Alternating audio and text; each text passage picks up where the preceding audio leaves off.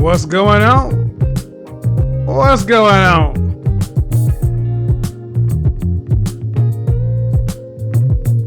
We're back.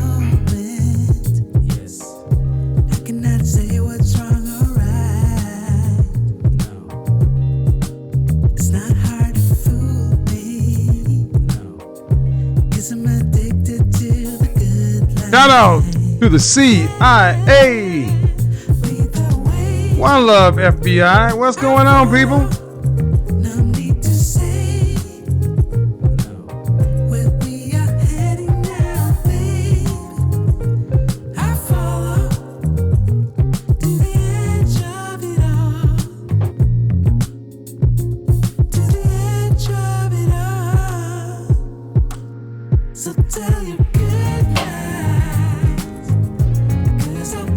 Put your age, city, and gender in the chat room.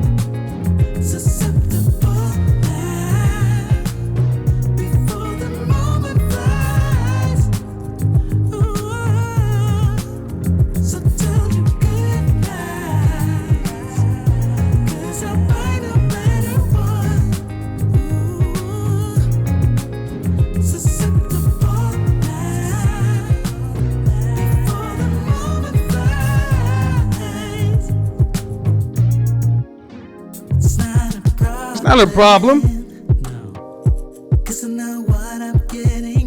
What's going on, Ike? Nothing can stop me. I am the king and will not be. Dig it.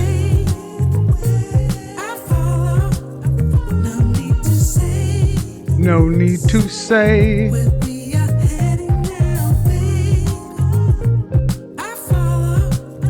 Hope everybody's having a good night. I know I am. Yeah.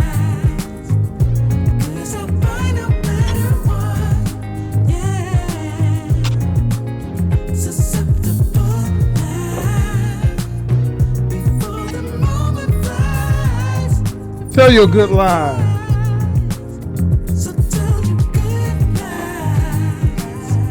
Because over here,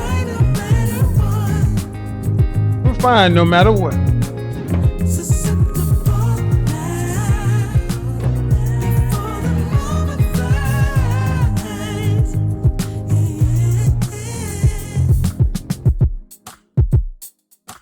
We are back,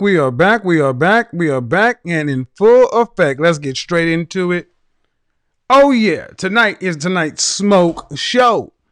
What is a smoke show? Glad you asked. Tonight is the night all the haters, detractors, people who just have a problem with what I say, how I say it.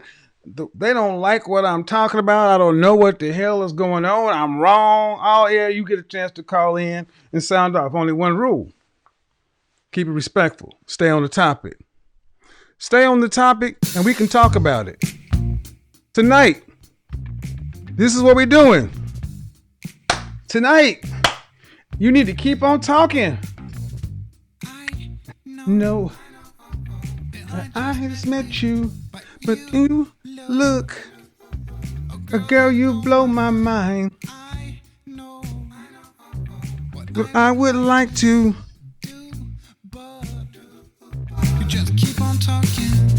I think your dog needs walking.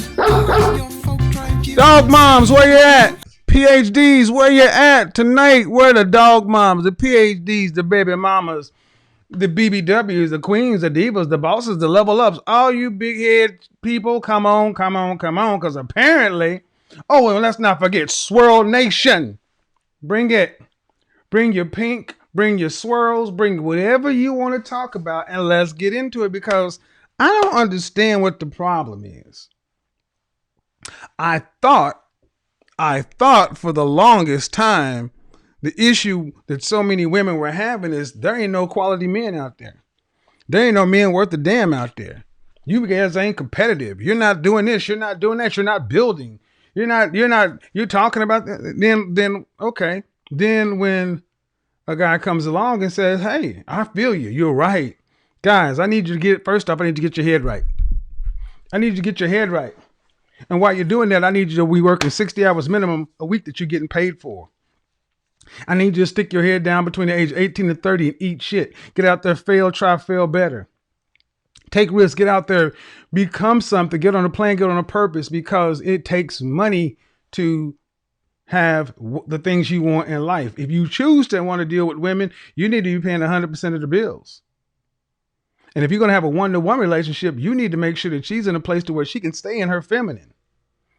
What's the problem? Apparently, that wasn't the issue. You would think that, if a man is talking about this kind of stuff, that some of these ladies would, be like, okay, that's different. That's something I can deal with, And again, what's the issue? Why do you ladies still have an issue? If a man is doing what he needs to do, high value, Henry, whatever. I think the ultimate issue is ultimately this. One, I think some women never thought that men would decide to take on the challenge. Two, I think that some women thought that black men were going to continually stay a whipping boy. Three, I think a lot of you thought that if it ever did happen, all you would have to do is just go pick one off the tree. And what you tend to find out is that the kind of men that you say you want may not want you. Shout out to Big Ike. I am the king and will not be. I am the king and will not.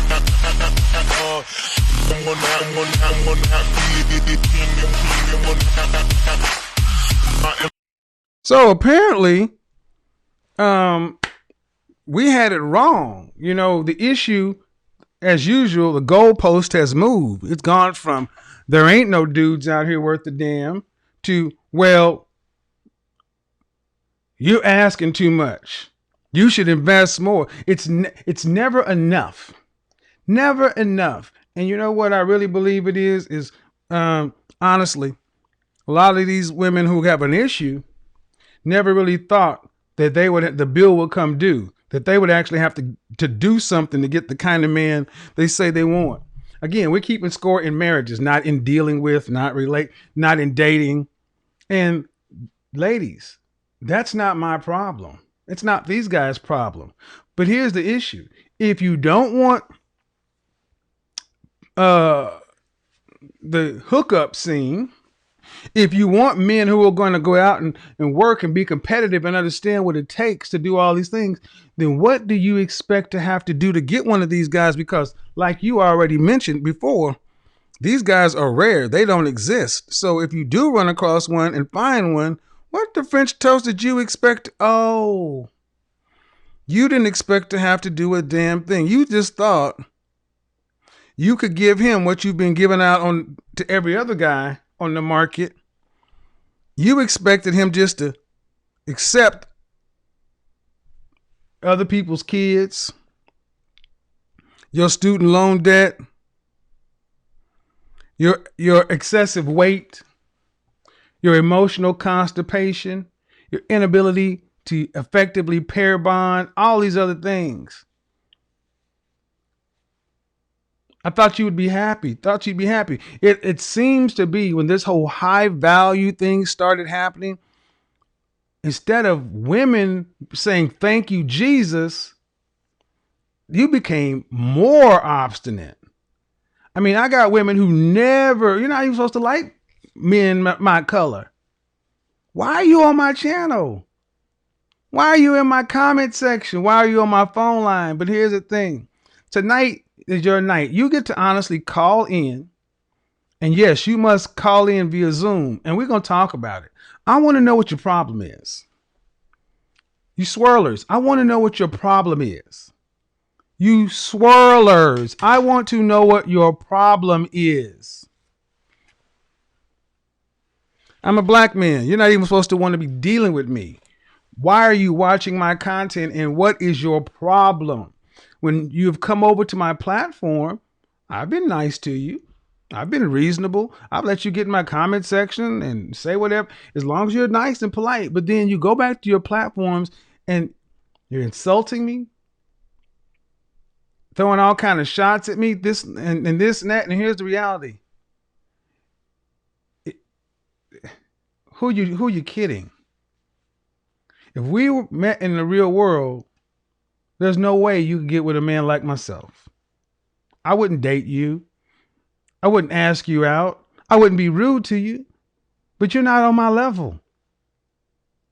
I mean, I'm seriously. You got this guy over here in this suit doing this and doing. I'm like, you're 400 pounds. And I try not to be rude, but I'm like, at what point you think you can just, what's the real issue? Because it cannot be an issue with the content.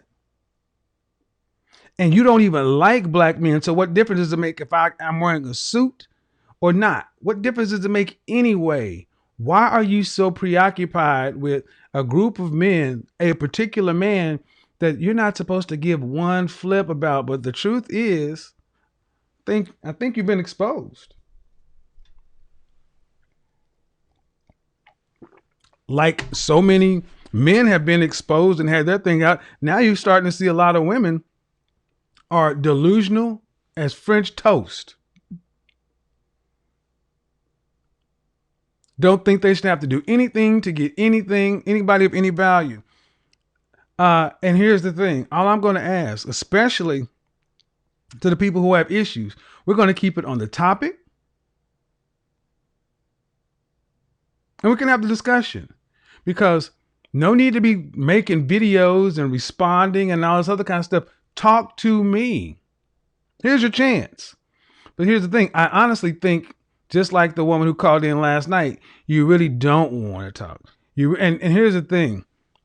You're exposing yourself to being disingenuous, hypocritical.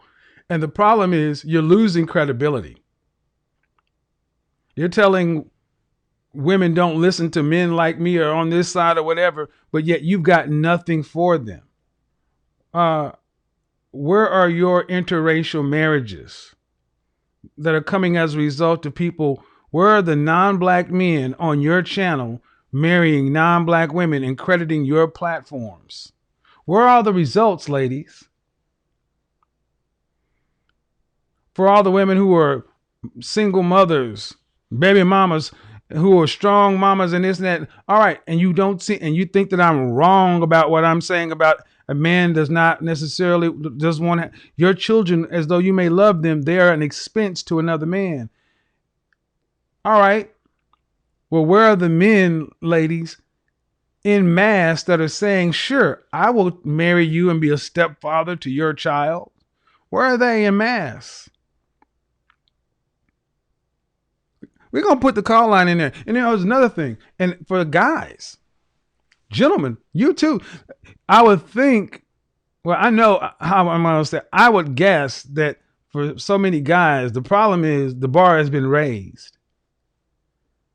You don't have to necessarily move or do what me or guys over here like say or do, but can you compete?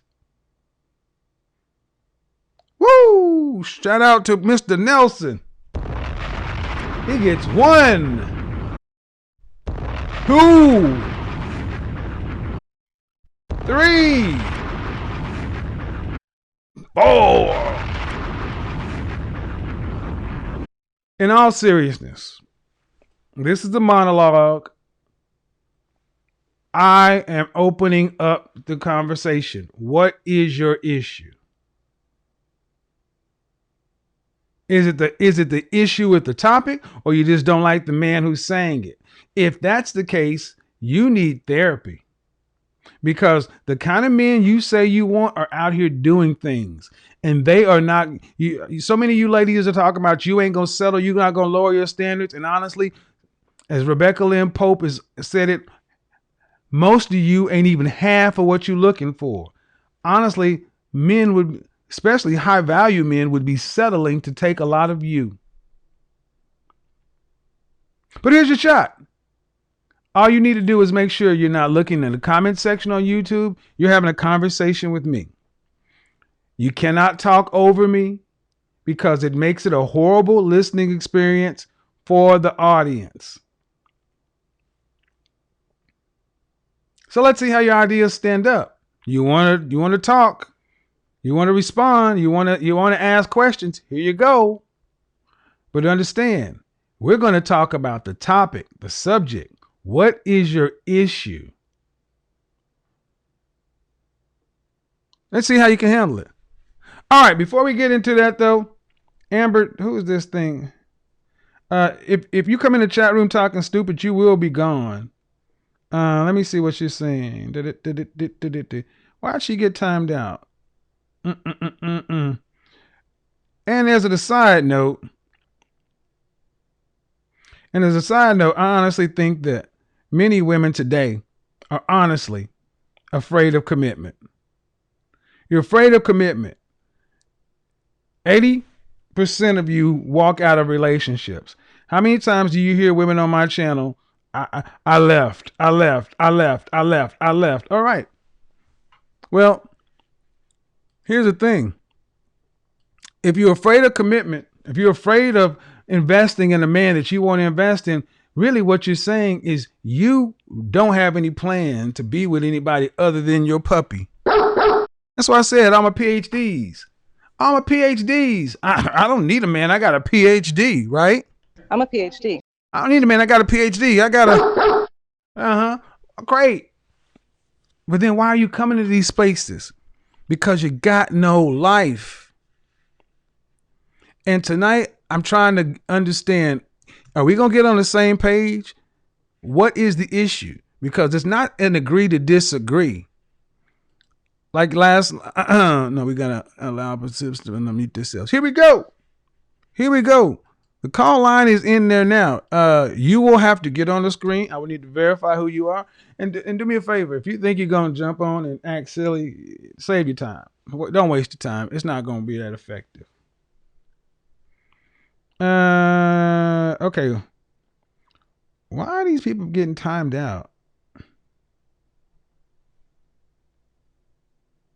Oh, well, let me go ahead. This guy is so full. Well, here, Amy, why don't you go ahead and call in, Amy? Call in, Amy. Instead of saying what I am, the question is, why are you so angry?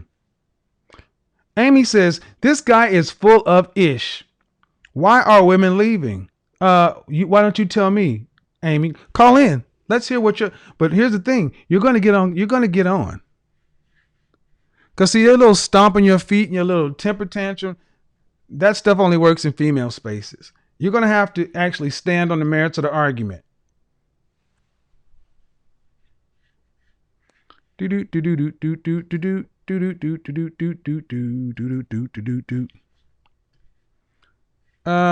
can't see you. The first person already came and dropped off. Okay, first person already came and dropped off. So, let's see. Nope.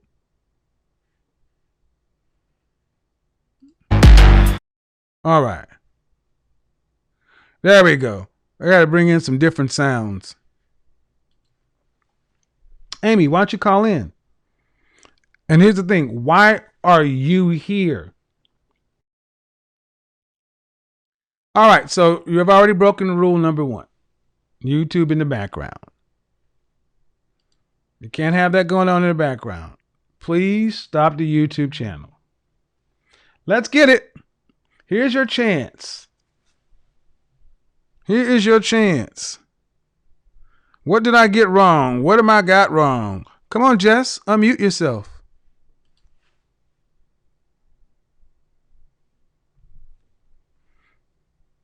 Jess, hello. All right. See, inability to follow instructions. Jess,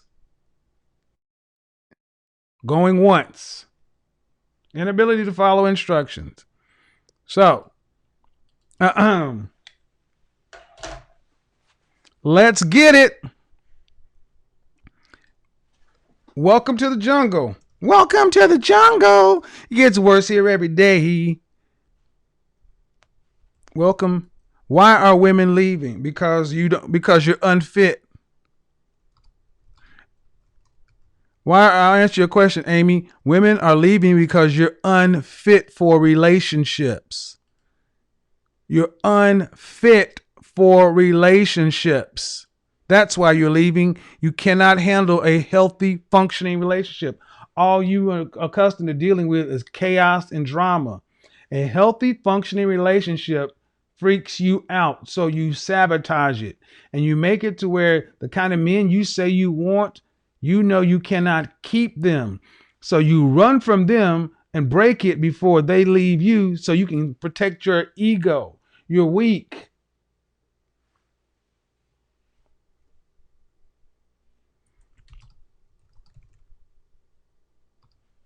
That's why you're leaving.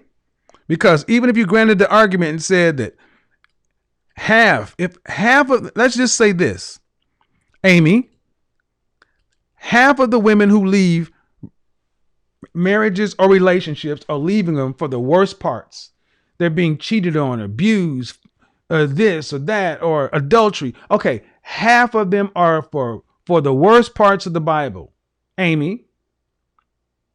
Then that still leaves 4 out of 10 that don't fit that category. Why are women leaving those?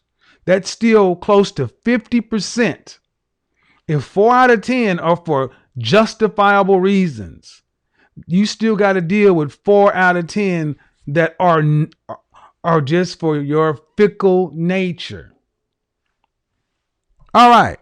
Another thing, in a sense, and if black men are so bad, where are the white guys? Where's Brad? Where are your white husbands? Because I'm not going to talk about Asian guys, Middle Eastern guys, Hispanic guys. Where are your white husbands? Where are the white men in mass coming to these spaces saying, I'll take you? Because what you're starting to see more of is white men saying, please stop hitting on me just because I'm a white man.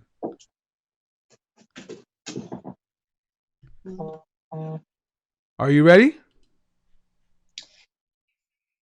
First name. Hello, can you hear me?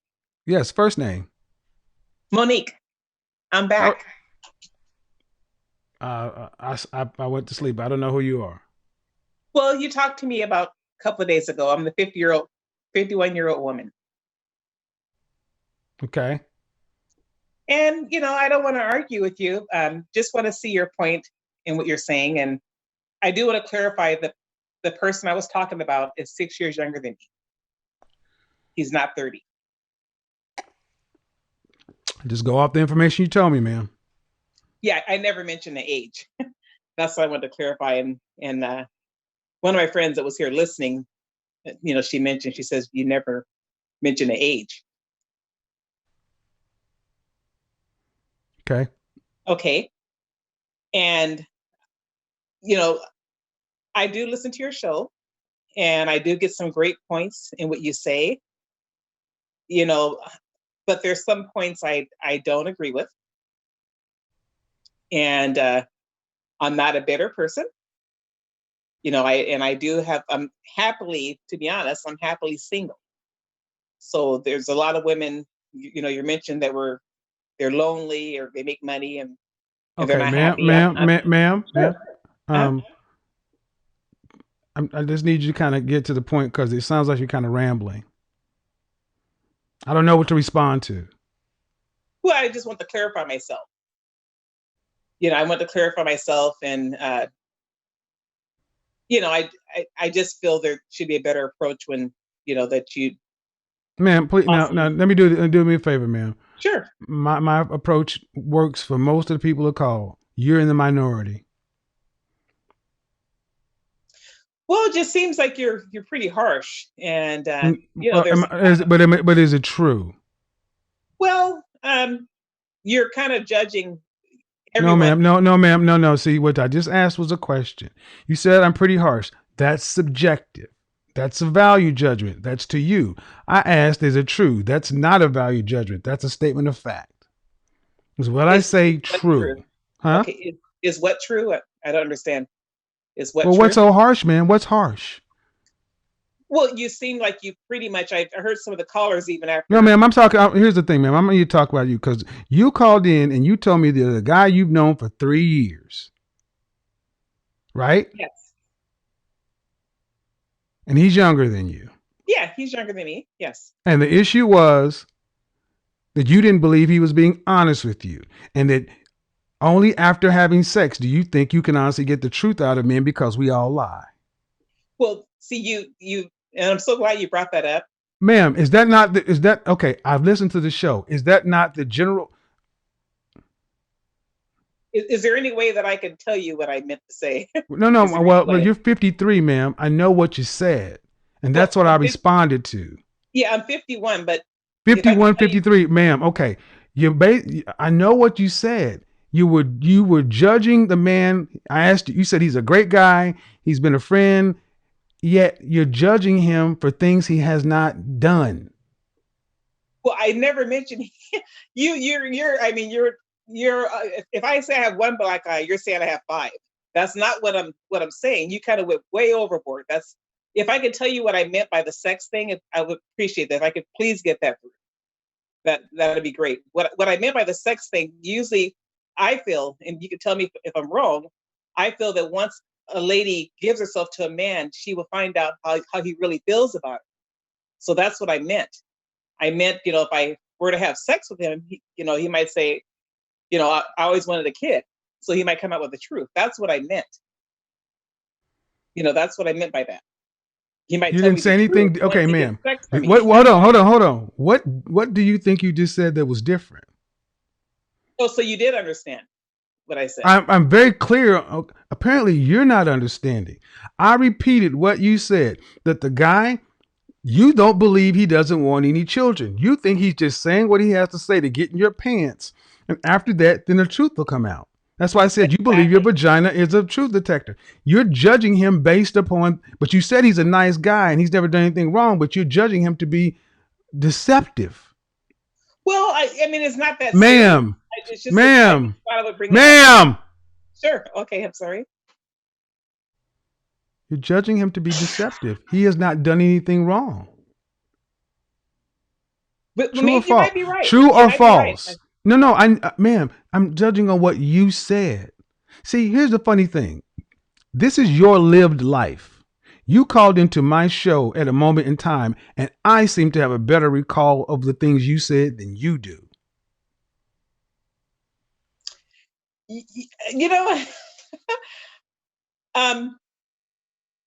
Don't get offended, but it seems like you kind of a mind manipulator. It seems like you kind of. Ma'am. Now, just because I made a statement, now you're going to get pejorative. Now you're going to start with the insults. Shame. Here's the black woman playbook, guys. When they cannot defeat the argument, they start with the shame, the guilt, the insults, and the need to be right. This was the insult. But isn't that what you're doing to me? No, ma'am. I recalled what you said, and then you're gonna ascribe some negative. Look, ma'am. Honestly, what do you want? Because you're coming in here, I let you talk, you just rambled. At 51 years old, I expect a woman to have a better grasp. I just wanted to clarify myself. Well, you didn't. You did not clarify yourself. You sound just. No, ma'am. Stop. Don't overtalk me, lady. Okay. You can hear me frickin' talking. I know you can. Can you hear me? I can hear you. Then why the fuck do you keep talking when I'm talking? Well, I was never finished. You keep cutting in. I don't care if you're not finished or not. This is my show. Can you whoop a man's ass? I don't understand that type of question.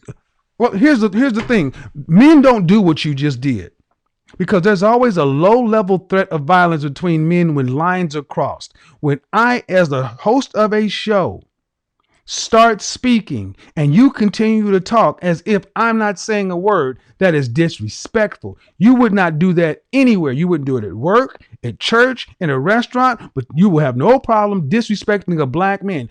Fuck what I'm saying. I'm going to keep on saying what I got to say. This, I don't care what this dude is saying. You're disrespectful. But is that what you're doing to a black woman? I am talking to you, black woman. I'm talking to you. I'm only handling what happens with you. You keep trying to make this about everything else, and I keep focusing on you, what you said and what you did. You. Okay. Well, Kevin, Mr. Samuel, it seems I have a question. Do you date 30-year-old women? Because you mentioned on the last show that how dare I date 30-year-old men, which he's not 38. He's about 5-6 years younger than me. But if I recall, I believe you probably date 30-year-old women. So what would you say about yourself doing that? That's, it's kind of contradicting yourself. That's what I'm. And that is a question. Why? Yeah, I mean, if you're doing it, why would you say you're 51? Because okay, first off, okay. You want to answer that question because Yeah. here's why. You want the answer?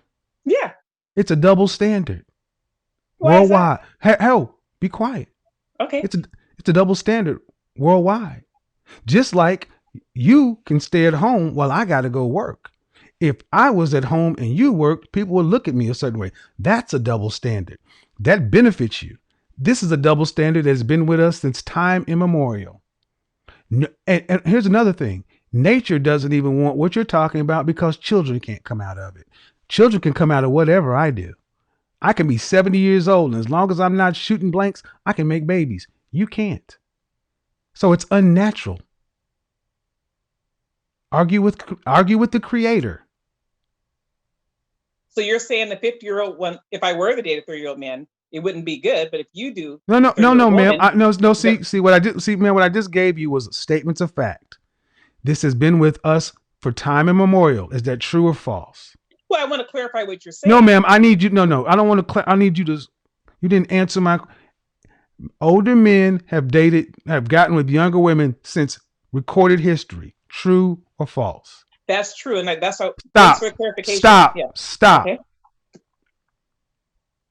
Since time immemorial, older men with younger women can produce children. True or false? True at times. Ma'am, don't give me yes at times, but if you flip the script, older women can they readily produce the same amount of kids with younger men as older men can produce with younger women? Well, what does the kids have to do with it? No, ma'am. No, I asked you. Can older women? No, I don't believe so. Okay, so nature does not even support what you're talking about because the generations cannot continue. The human race dies out if we don't reproduce. See, the problem is so many black women like yourself are at odds with reality. You don't like truth. You don't like logic. You don't like facts. You go by your feelings and what you want. Nowhere else are you going to hear women try to equate an older man getting with a younger woman, saying an older woman with a younger man are equal or the same. Yeah, you have a point there. You have. I know. Show me where Stella got her groove back in the Hispanic culture, the Middle Eastern culture, the Asian culture, or even the Caucasian culture. Where are these movies like that? Well, I understand your point, but I don't know, maybe you have a different, it seems like you're pretty harsh with the black woman, even the black woman who's successful. No, I'm hard. No, ma'am. That is one thing I'm not going to allow you to do. I'm talking to you, black woman. Don't say I'm harsh to black women because I have black women who call here all the time and love what I do. Stick to me and you. Stop trying to make me fit shoes that I'm not going to wear. I'm talking about you. You keep trying to make this about everything else other than you. You can't do that with me. I'm not going to allow it. I'm going to tell you right now, I am a successful black woman. Congratulations. 51 years old. Right. I'm a very tall woman, but I'm slightly, a little overweight. So you're I know. I have your picture. I still have your picture right here. I know who you are. But you're saying because I'm overweight, I'm trash, even if I have money. No, I didn't say that. When did I say that? Well, that's what you're. No, ma'am. No, ma'am. No, hold on, ma'am. You said that if you're overweight, you're trash, ma'am. As a statement of fact, when did I say that? Well, that's what it seems like your conversation. No, ma'am. You're 53. Excuse me. You're a 51-year-old successful woman. Please tell me where I said what you said I said. You never said it in my conversation. Then you just lied on me. Then you just, ma'am, you just lied on me. Well, that Kevin, I almost said Kevin Hart. Kevin Samuels. Ma'am, you first off, let's get this straight. You don't play that with me. Don't talk to me like you're my mother. Ma'am, you just said that I said something. When I asked you to tell me where I said it, you can't pull it up. You never said it with me. Then you lied. Then why did you say I said it? I never said who you said it with. You never let me all get right, that all right. I'm about to get real. See, this is another one of you think you're slick trying to play these little funny. No, look, lady. Look, lady. I'm gonna give it to you this way. You can play these little games with your girlfriend. Well, I didn't say this, and I didn't say that. Look, I will mute you if you don't know. Well, that's fine. Well, I know it's fine because here's the funny thing. The funny thing is, you may be successful in your business life, but you're monumentally unsuccessful in your dating life. And this is why you can't date a successful man. Outside of being tall and overweight.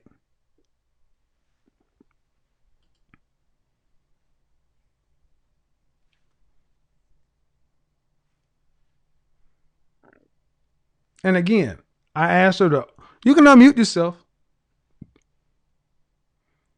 But apparently, but what you're going to do is you're going to respect my platform, respect my show, or I'm going to put you off the panel. Well, that's fine. And I'll start my own show. Well, I guess it's fine. I guess you can try this shit in your day-to-day life, but no, you can. All I'm asking you, a grown person, to act like you got some sense, and it seems to be beyond your capabilities. If I put you down, you get upset. If I do it, oh man, no man. See, you're still talking. Well, I'm saying you were talking. Okay, Monique. No, see, ma'am. The funny thing is, you think you're. Sir, no. Take your own medicine. You can't give me my own medicine because I can deal with your lies. You have not said anything that I said. You're talking in your feelings in a stream of consciousness, to where I have to end up muting you.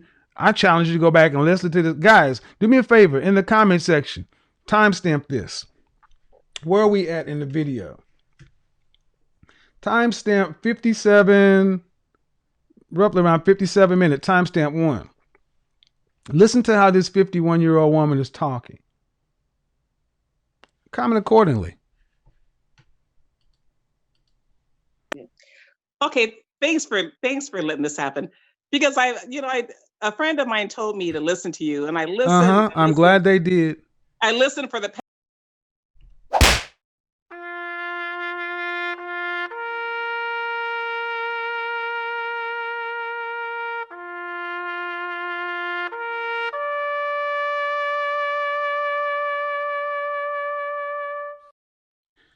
Domineering, overbearing, combative, argumentative, overweight, and you wonder why successful black men do not choose to date age appropriate. This is far too much what's out there.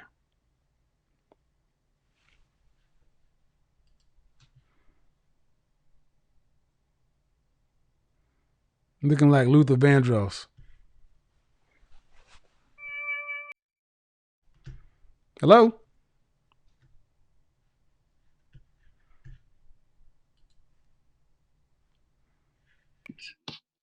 Hello?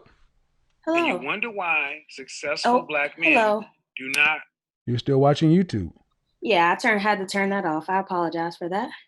No problem. What do you got for me? I wanted to say hello and thank you for letting me come on. And I really appreciate it. I wanted to just say that first. Okay. You're welcome. And so I kind of wanted to be reminded of the topic because I was like trying to get on Zoom for a little while. It's for people who disagree with me. Oh, this specifically disagreements. Yep. Oh, I was calling in to sing your praises a little bit. Well, I appreciate it, but tonight is the night for all the people who seem to have an issue, and for the sake of argument, how old are you? So I'm 30. 30. Just turned 30 in August. All right. Well, tomorrow night might be a better show, but tonight is the disagreement tonight. Okay. All right. Thank you. And that's a black woman, Monique, who wanted to sing my praises. And, she was not stick thin. But why did she have such a different attitude? A black woman, roughly your skin complexion, roughly your hair length, but a completely different experience. Because she's not old and bitter, there's some life left. Go ahead. Again, you'll be allowed to talk. The only thing you cannot do is overtalk me. Join the show. Come on. You guys got so much to say. And it's funny when I allowed her to just start talking. What? What's going on here? Do. She's a PhD. I'm a successful woman. Why do you have that going on in the background?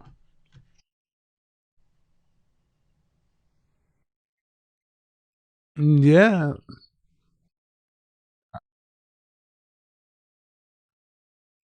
Okay. First of all, okay, hold on. Turn YouTube off in the background. I turned it off for you. Do you have a disagreement? I do. You guys, when you say you called from last night, I don't necessarily remember who you are. So what's the disagreement? Okay. So I watched a few of your videos. A coworker told me about you, Okay. and I'm kind of agreeing with Monique on some things. When you talk about the weight and the body type of women. So I did a little research, looking at BMIs and things like that. And I noticed you weren't factoring body fat percentage and things like that. Ma'am, let's be honest, ma'am. Mhm. This is a broadcast. I don't have to get that specific. Generalities are just fine. Mm-hmm.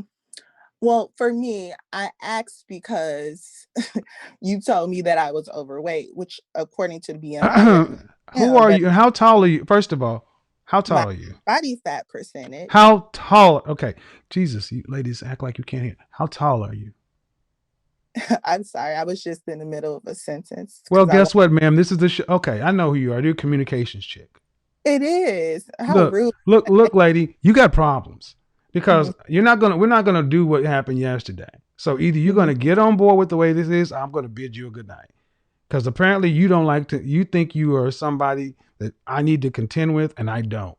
You either have a civil conversation or go elsewhere. Those are your only options. I'm very civil, but I'm open to either.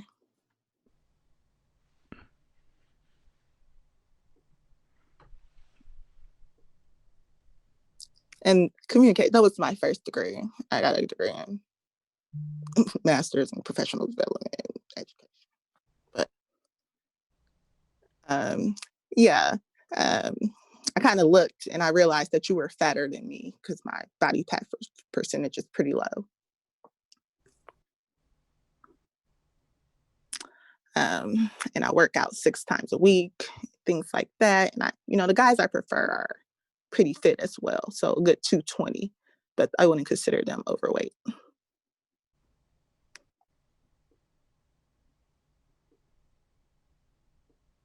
You done?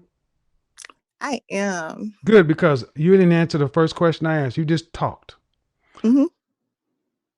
Show me where the world operates according to your standard. So that's what I wanted to ask you about, but it's like you're asking me questions that has nothing to do with my question because I just wanted to understand your viewpoint. Okay, ma'am. Okay, ma'am. Again, I let you talk. And I asked you one question and you just blew right on past it. Communications degree holder. Why is it so hard for you to answer a question? I'll know why. Because you have no respect for what's going on. You're just here to talk. Because you're not answering my question. My height has nothing to do with my question that I'm asking. I didn't ask. See, the thing is, how tall are you? 5'5". And how much did you weigh the last time you weighed yourself? 165. Last night you were 175. Yep, and I weighed myself this morning because I've been on a diet. And like I said, I work out 6 days a week. I also fast twice a week. So I'm very health conscious. Congratulations, ma'am. Yeah. Congratulations. And still, Mhm. it doesn't matter how many days a week you work out or what's specific to you. See, a weight standard is just that, a standard. You cannot have something that fits 7 billion people. Mhm. You're a college graduate. You're supposed to understand these things. I don't think you're understanding my question. So can I ask you another question to clarify? You haven't asked me any questions, really. You just told me why I'm wrong, and I could care, and why, because the guys you like are taller and this and that. That's your preference. That's fine. But it still doesn't change the fact that you, at your height, you weigh more than the average man. Mm-hmm. And so for me, I'm just like, I'm curious. I'm asking my question. At your height, you weigh more than a man at your height. Understand? Okay, that's fine. My question is, why do women go to Dr. Miami and to get BBLs to look like me? I don't have an ounce of cellulite or stretch marks. That's why I don't really want. Again, ma'am. Again, you're asking me why. Okay, stop. You want to answer to the question? Mm-hmm. How can I know why they do? How can I know why somebody that goes to Dr. Miami does what they do? But we're talking about you. No, you asked me a question. Why do women go to Dr. Miami to get bodies to look like you?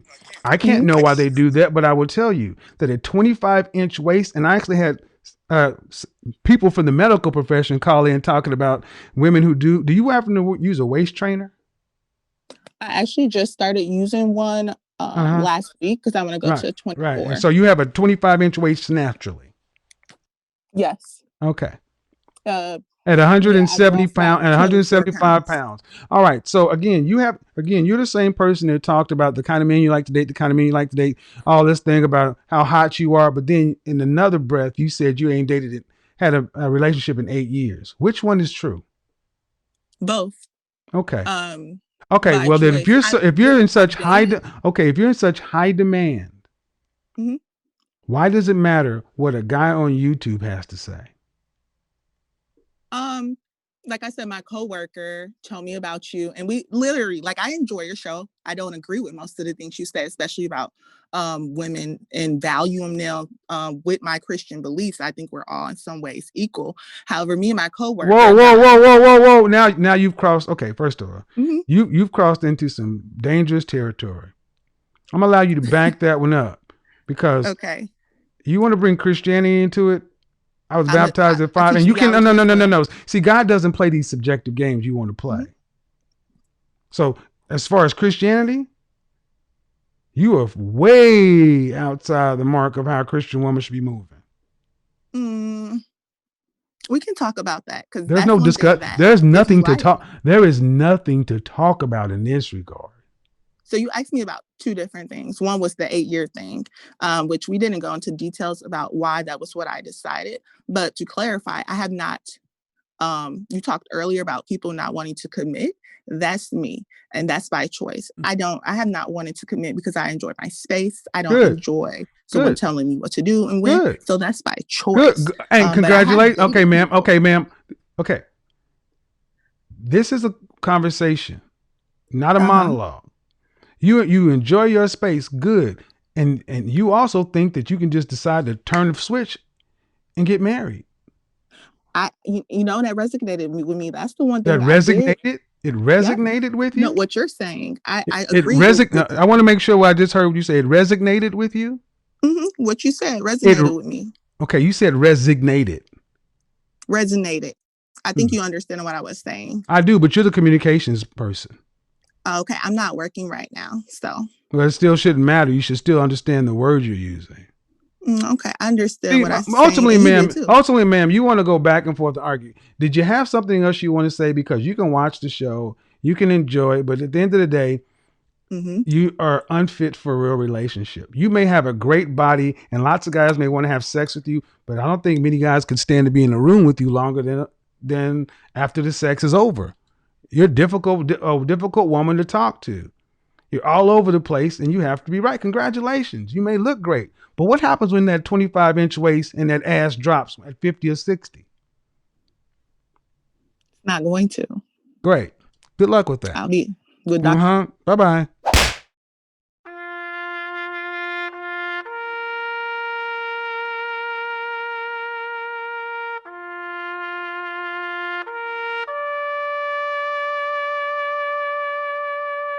Why did I do that? When conversations start being rooted in reality, this woman, she has issues. Go back and listen to the last segment yesterday. I haven't dated. I am dating. I can get married. I don't want to get married. I'm 175 pounds. The people that tend to have an issue with my show are women who are in delusion. And I speak truth and it challenges their delusion. She can't even keep her story straight. So here we go.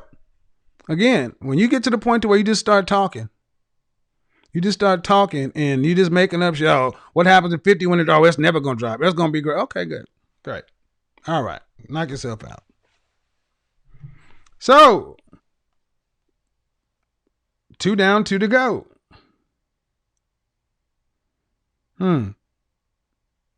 BMI, that's right. Yeah. And for sake of argument, ma'am, the previous caller, even at 165 pounds, your BMI was 27.5, which puts you overweight. See, let's talk about this weight thing. Many black women get upset with me when I talk about image as it comes to weight, because the hip hop culture in general has told you that having a little waist and a huge ass is sexy, but it's only sexy to who? You don't see men of means, successful men worldwide going to get women with these comic proportions. You ladies out here going to get these Brazilian butt lifts and getting stuff injected in your butt, getting your boobs this. You're walking around looking like cartoon characters, and all you're doing is objectifying yourself for a night. People don't marry that. And to say, well, I'm happy being single, good. I mean, you can be happy to be single, but did that woman sound like she was anywhere close to being happy?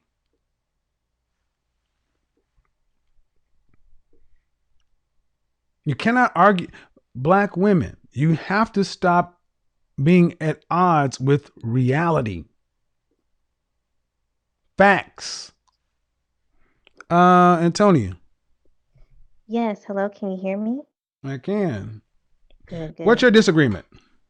I really don't have a disagreement, Mr. Kevin. I just wanted to call in because I really appreciate what you do. I love what you teach. But because of my PhD, I have kind of like a public service announcement. All right. I'll let you. Okay. Go ahead. You'll be the only one tonight. Go ahead. To all the PhDs out there, listen up. Okay. No, not to the PhDs. Go ahead.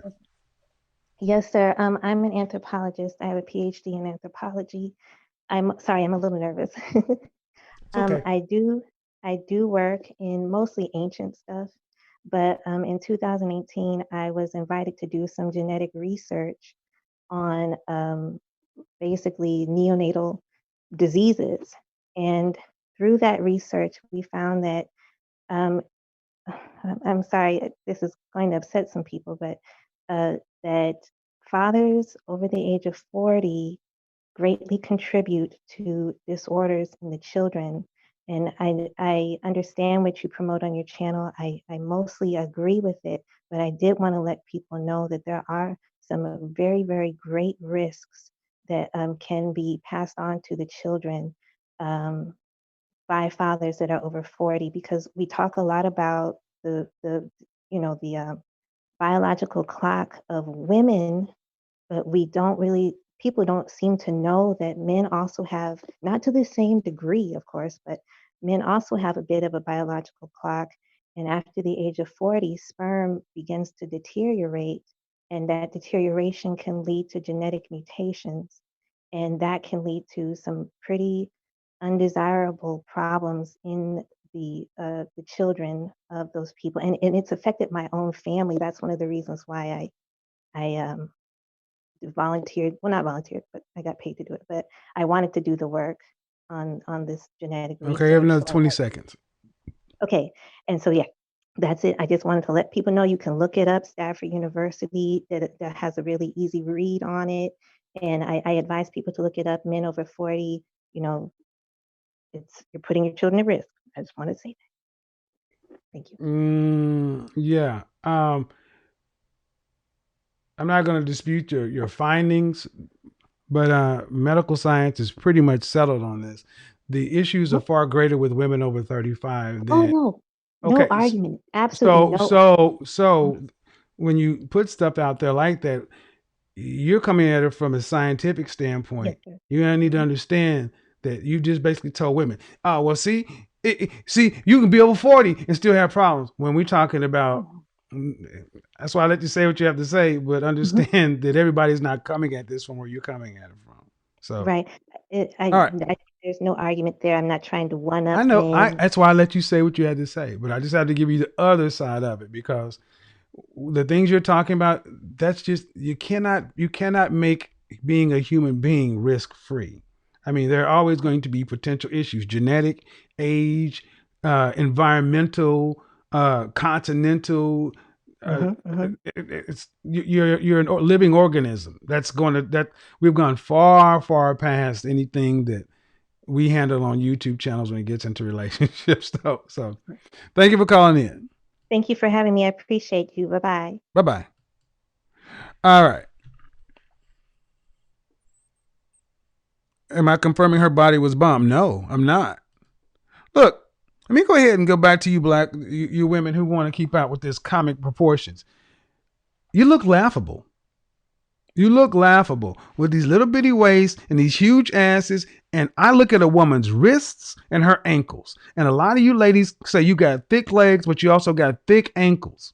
I'm not looking at you right now. I'm looking at you 20 years from now. And if you are this fat, if you are this overweight, if you are this swole up before you have any kids and your metabolism slows down, you're going to look like a pile of crap at 50 years old when nature has set in, gravity has set in, kids have happened, diets have happened, and you think it's funny.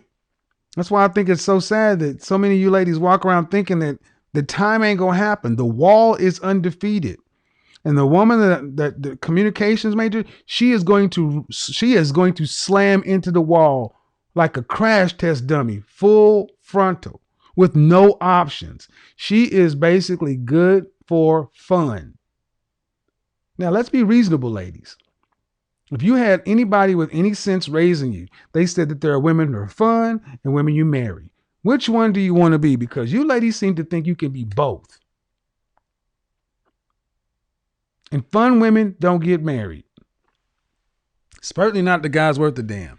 Let's get it on in. If you have an issue, you want a question you want to have answered, it doesn't have to be an argument. You don't have to call in to argue. If you want to argue, go ahead.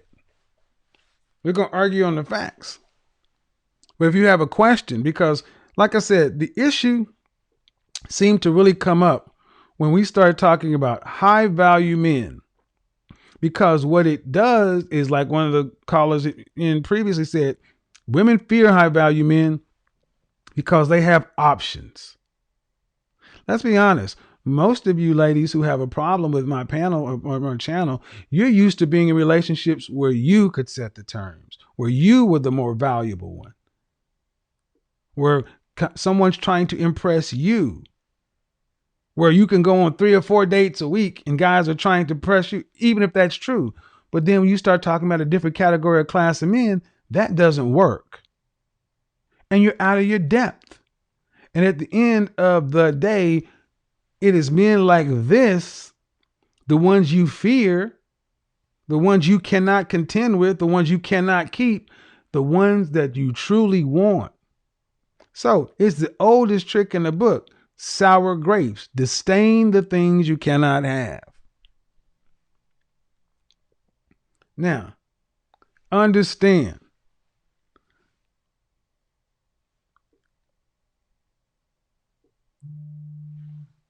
You can't call me. It's not going to work. Understand something. Black women and weight. 80% overweight. 80% of that number obese. Obese just simply means body fat percentage over 30%. This whole notion, and what we've effectively done in the last 30 years, if you've discounted any facts, stats, statistics, and measurements on racial grounds. The IQ test is racial. The weight standard is racial. The this is racial. That's right. All right, fine. But here's the thing: as your weight has gone up, your marriage has gone down. Shout out to Erica Williams. She did a broadcast today talking about what I've been talking about. That 2020, the virus thing going around, marriage filings are up. I'm being proven right. Marriage filings up because people are starting to make deals. The thing is, ladies, many of you cannot make a deal. Because if you have a problem with the things that I'm saying right here, the kind and caliber of man that you could get that can make a deal with you is going to be beneath your so-called standards. How do you resolve that? You want a man that's earning a certain amount of money, who has a certain standard so you can have a certain quality of life? Well, he's going to demand something of you. He's going to demand that you be fit, cooperative, single, childless. And the people who have a problem with my channel the most tend to be overweight women, baby mamas, those two, overweight or kids. Two things that you could adequately control. One, you can't undo. So, fear of commitment, as we allow people to call in. Fear of commitment. Many of you fear commitment. Why? Because when it's all said and done, you know you were not raised to work with a man. You're raised in your mother's household. From age 0 to 5, you're around mostly women. Either mama's house, go to daycare, or preschool, daycare. Age 5, your kindergarten teacher is a woman. Grade school teachers are women, tend to be white women, but women. So from age 0 to 12, you're around women. Junior high is the first time you start seeing men, and they're typically coaches, some sort of athletics, maybe band or something like that. Most of you women are getting introduced to men in positions of power and authority by the time your map is already set. Junior high, high school. Your hormones kick in 13, 14 years old. Back in the day, 16 was the age a lot of people started losing their virginity. Most of you only know how to have sex with a guy. I'm talking to college students right now who can't even hold a relationship longer than 3 months. But you've had 5 or 6 sexual partners. You're unfit for relationships. And unfortunately, getting upset with me or guys or people who speak like me is not going to change that fact. And this whole notion of, well, fine, I'll date out. We're going to have to talk about this dating out thing too. Because if you can't get a high value black man, you think you can get a high value white man? And see, I normally don't talk about this kind of stuff, but because this becomes such a big deal, my comment section is so loaded with you women who are in IR dating, and I've never had any issue with you. But you got issue with me. And I think the big issue you have is because most of you are danger zone. You don't see many women who are under age 27 in these spaces because they still have hope.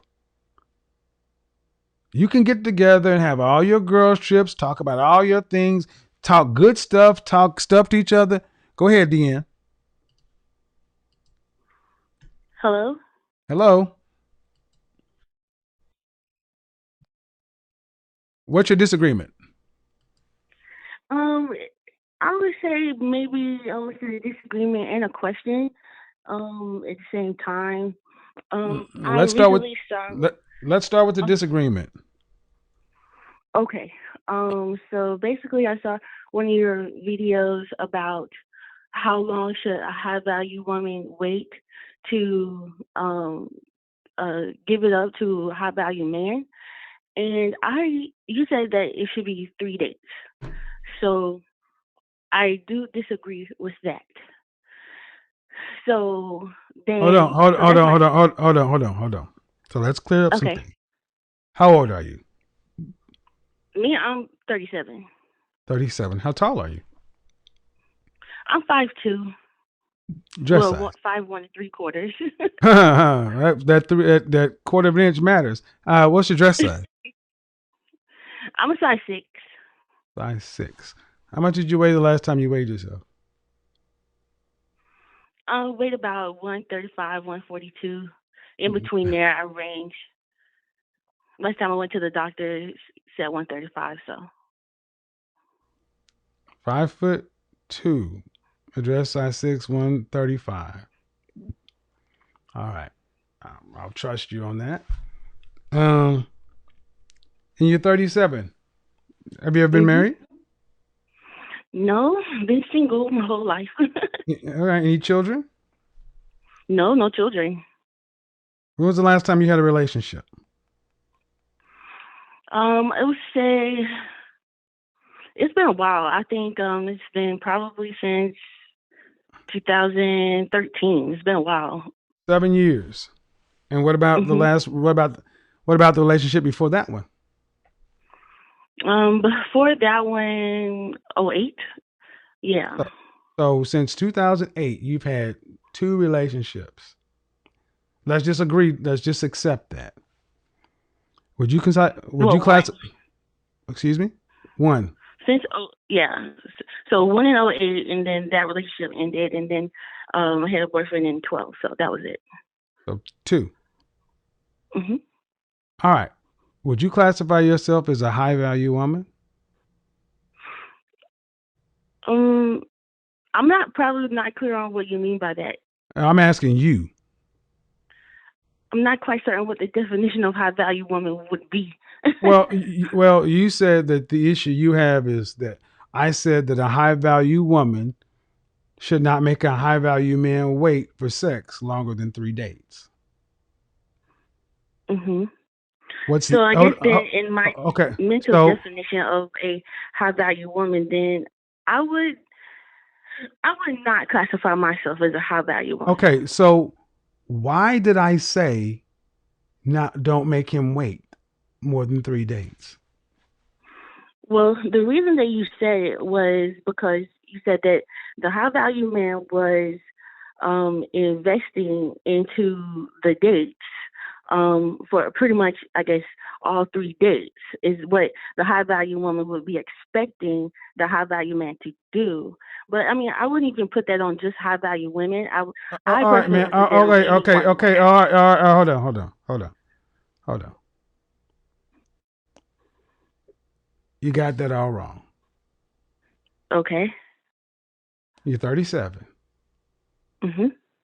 That was a 3-hour video, and I repeated why my justification was over a dozen times. Right. It ain't what you just said. So let me remind you, as a woman, you should not be accepting a date from a man. that you are not sexually attracted to, period. That's one date. Don't go out with a man you're not sexually attracted to. Would you agree or disagree? I agree. All right. So if you're already sexually attracted to the man, and in today's modern era, you can ask any question, get anything lined up front. You can get any questions you need answered before the first date and before the first date or on the first date. The first date is basically to see whether or not there's some chemistry there after the attraction is there. After date 1, you should not go to date 2 unless you want to sleep with him. Would you agree or disagree?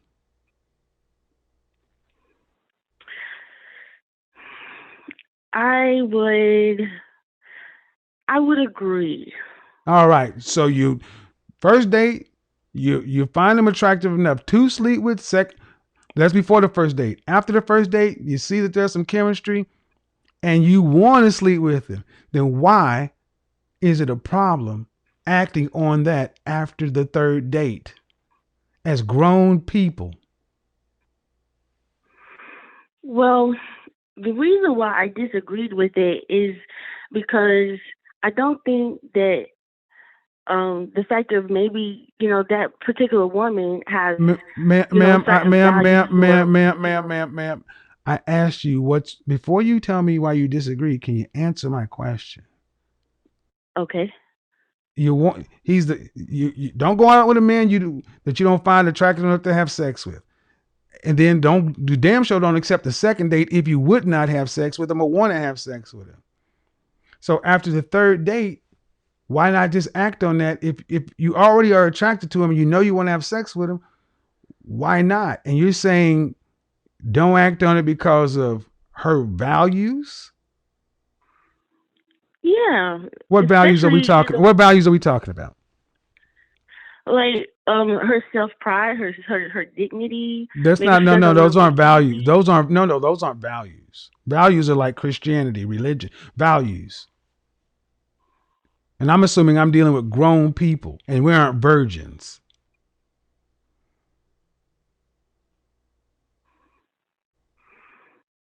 I mean, okay, but then what if? I mean, she just maybe wants to just, like keep her body count down. She doesn't want to seem like she's so. Okay, all right, okay. Then don't go on the dates.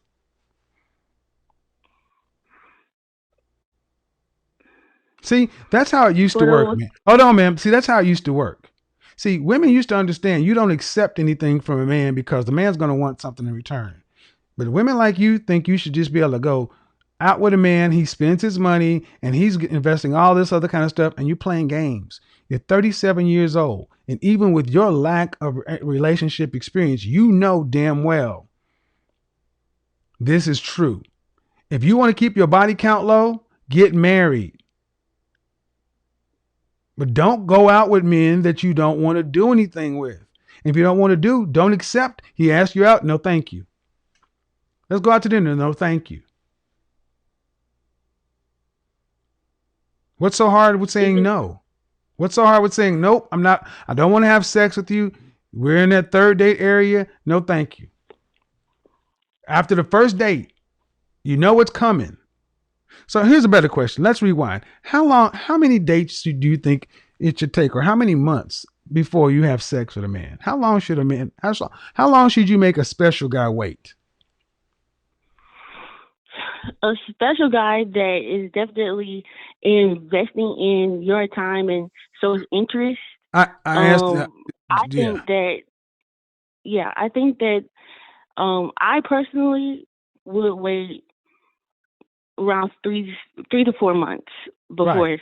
Which is why you have nobody. I'm gonna tell you. I'm just be honest. That's why you have nobody. That's why you have nobody, and you have had really no relationship experience. So you need to listen to what I'm saying, because you're not winning. You're losing. Let's just put the rubber on the road. 2008 was 12 years ago. You're losing. What are you saving yourself for? What are you talking about? Why don't you just go ahead and admit it? I'm afraid. There's fear motivating this. No, I'm not afraid of anything. Yeah, you are. You're afraid. You're afraid of it not working.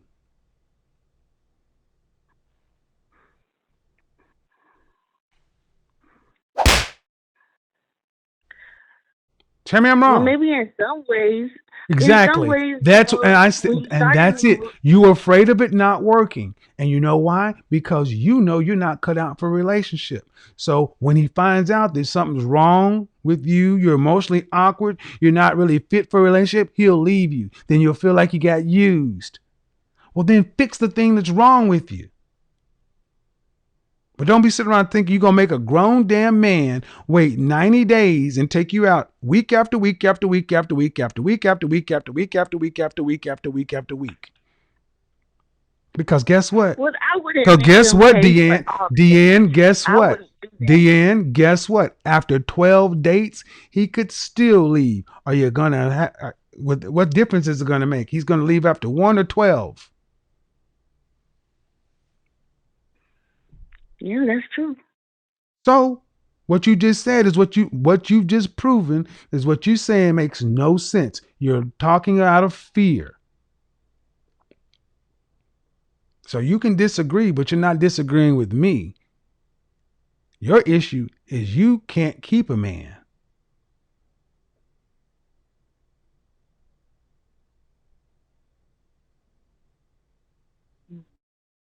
Okay. Well, because everything that I said, ma'am, you said you agree with. Don't go out with a man that you don't find at least attractive enough that you would have sex with him. That's just the baseline for date one. After date one, you should not go out with the man that you would not have sex with. That means it's either an up or down vote. Because men don't want to be played, ma'am. We don't want to be, you seem like you don't want to run your body count up, but you got no problem running his credit cards up and wasting his time. How about this? No, if you want to, how about this then? How about this, Deanne? Let's do it your way. You go out for 3 months before you have sex. All right, here's how we do that. You pay for every date until after we have sex. Then he starts paying. I'll pay for half the date. No. See. Thank you. Ladies and gentlemen, you see what I'm saying? Money tells the truth. Money tells the truth. She's willing to go Dutch, but she's not willing to invest in a man that she even says is special. This is why you are losing. Well, he's not investing all his money. Well, see, because then I would feel like I would be using them, and I'm not a. Excuse me. Excuse me. Say that again. You wouldn't want to do what? I wouldn't want him to pay for all of the dates because then I would feel guilty, like I. Right. But that's how it goes. Men typically pay. See, you just showed exactly the logic I laid out, and you ladies want all the benefit, none of the risk. You want guarantees, and relationships are risks. Understand something. They're risks. And you want the man to take his time and his money to try to get you over some mark 12 dates into it that you already agreed was surpassed on date one. You're too grown to be acting this way, ma'am. You're almost 40 years old and you sound like a 14-year-old. You already said he's attractive enough to have sex with. You've agreed with me. So I don't see the issue. Well, and honestly, would not be and honestly, man, thinking about it financially. But man, but honestly, but let's be honest. Let's be honest, ma'am. This is really not even something you should be worried about. You ain't dating. I mean, I've entertained this, ma'am. But to be perfectly honest, you ain't dating. Ain't nobody trying to date you, right? Well, I'm not looking either, and it doesn't. So why does it matter? That's the point. I mean, I entertained it because it's a disagreement, but you ain't really, you don't sound like a woman that knows what a relationship is. You ain't been with nobody in years. So why are you even on these spaces? You ain't got a dog in this fight. Matter of fact, Well, what kind of dog do you have? Like, yeah, exactly. I'm sorry, It doesn't matter, ma'am. You okay? All right. You come into my restaurant and you want to tell me how to cook a steak and how a steak should be cooked and where I should get my beef from and how I should season it, such and so forth. Then when I ask you, would you like to order a steak? You say, no, I'm a vegetarian. Why would you care what's going on in the steakhouse? You are not dating. You are not on the dating market. And we both know, I know from this conversation, you have not really had a dating life.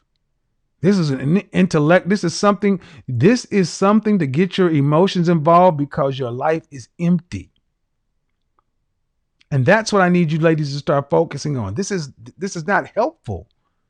Why you can't get into a relationship with a human male to where you could fulfill your life and have something there to where you could pour your energy and efforts and emotions and emotional content into versus a guy on YouTube talking about something that has nothing to do with your life at almost 40. This is not healthy.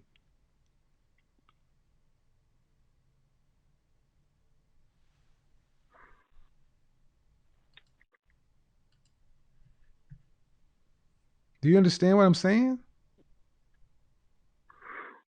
I understand exactly what you're saying. I really wasn't even looking at the financial aspect of it. Okay, I don't care about the financial, ma'am. I don't. Okay, how about the you aspect, ma'am? You're not dating. Why does this matter to you? It matters to me because I just felt like it was more involved with going to have sex with someone. You're almost 40 years old and you're worried about who somebody may have sex with on a date, and you ain't dated in years.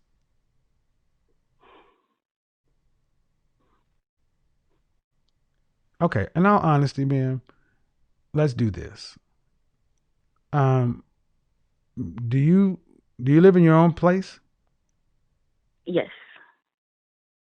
All right. Do you live with anybody? No. Do you own any pets? No. Why have you not had a man, a boyfriend, a male suitor in years? Well, I just in all honesty, I wasn't really ready for any type of relationship in that time frame. I just was not necessarily just focusing on me, but more or less it was a bad situation that I was in before. So I couldn't focus on being in any type of relationship. Okay. Did you go and what did your therapist say? No, I haven't had any therapy. Oh, wait a minute. You're telling me the reason you don't have a man is because this whole I was focusing on me is just another bullshit placeholder that you women say to not deal with the feeling. And then you go back to, well, I can't get a relationship. I'm not ready for one because of the trauma I had from a previous situation. And when I ask you what therapist you're working with to address the trauma, you tell me you don't have one. So you're your own you need a therapy, ma'am. Because okay, ma'am, this is not normal. At almost 40 years old, I feel like I'm talking to a young lady in college or high school.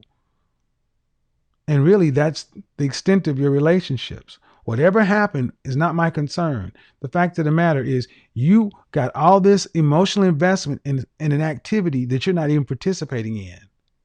You're a femcel, a female incel.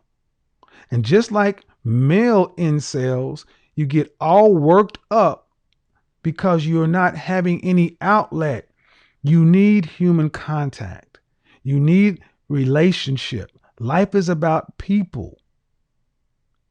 and you're just sitting over there living by yourself until you die.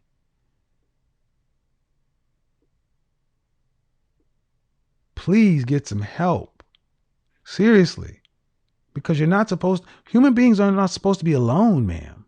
Especially not human females. Well, full disclosure, I really just recently moved on my own. I had been living at home with my mother. I know. That's why I asked. I know. So think about this, Deanne. I must know something because I can talk to you like I know you. I'm not saying things that I'm saying to hurt women.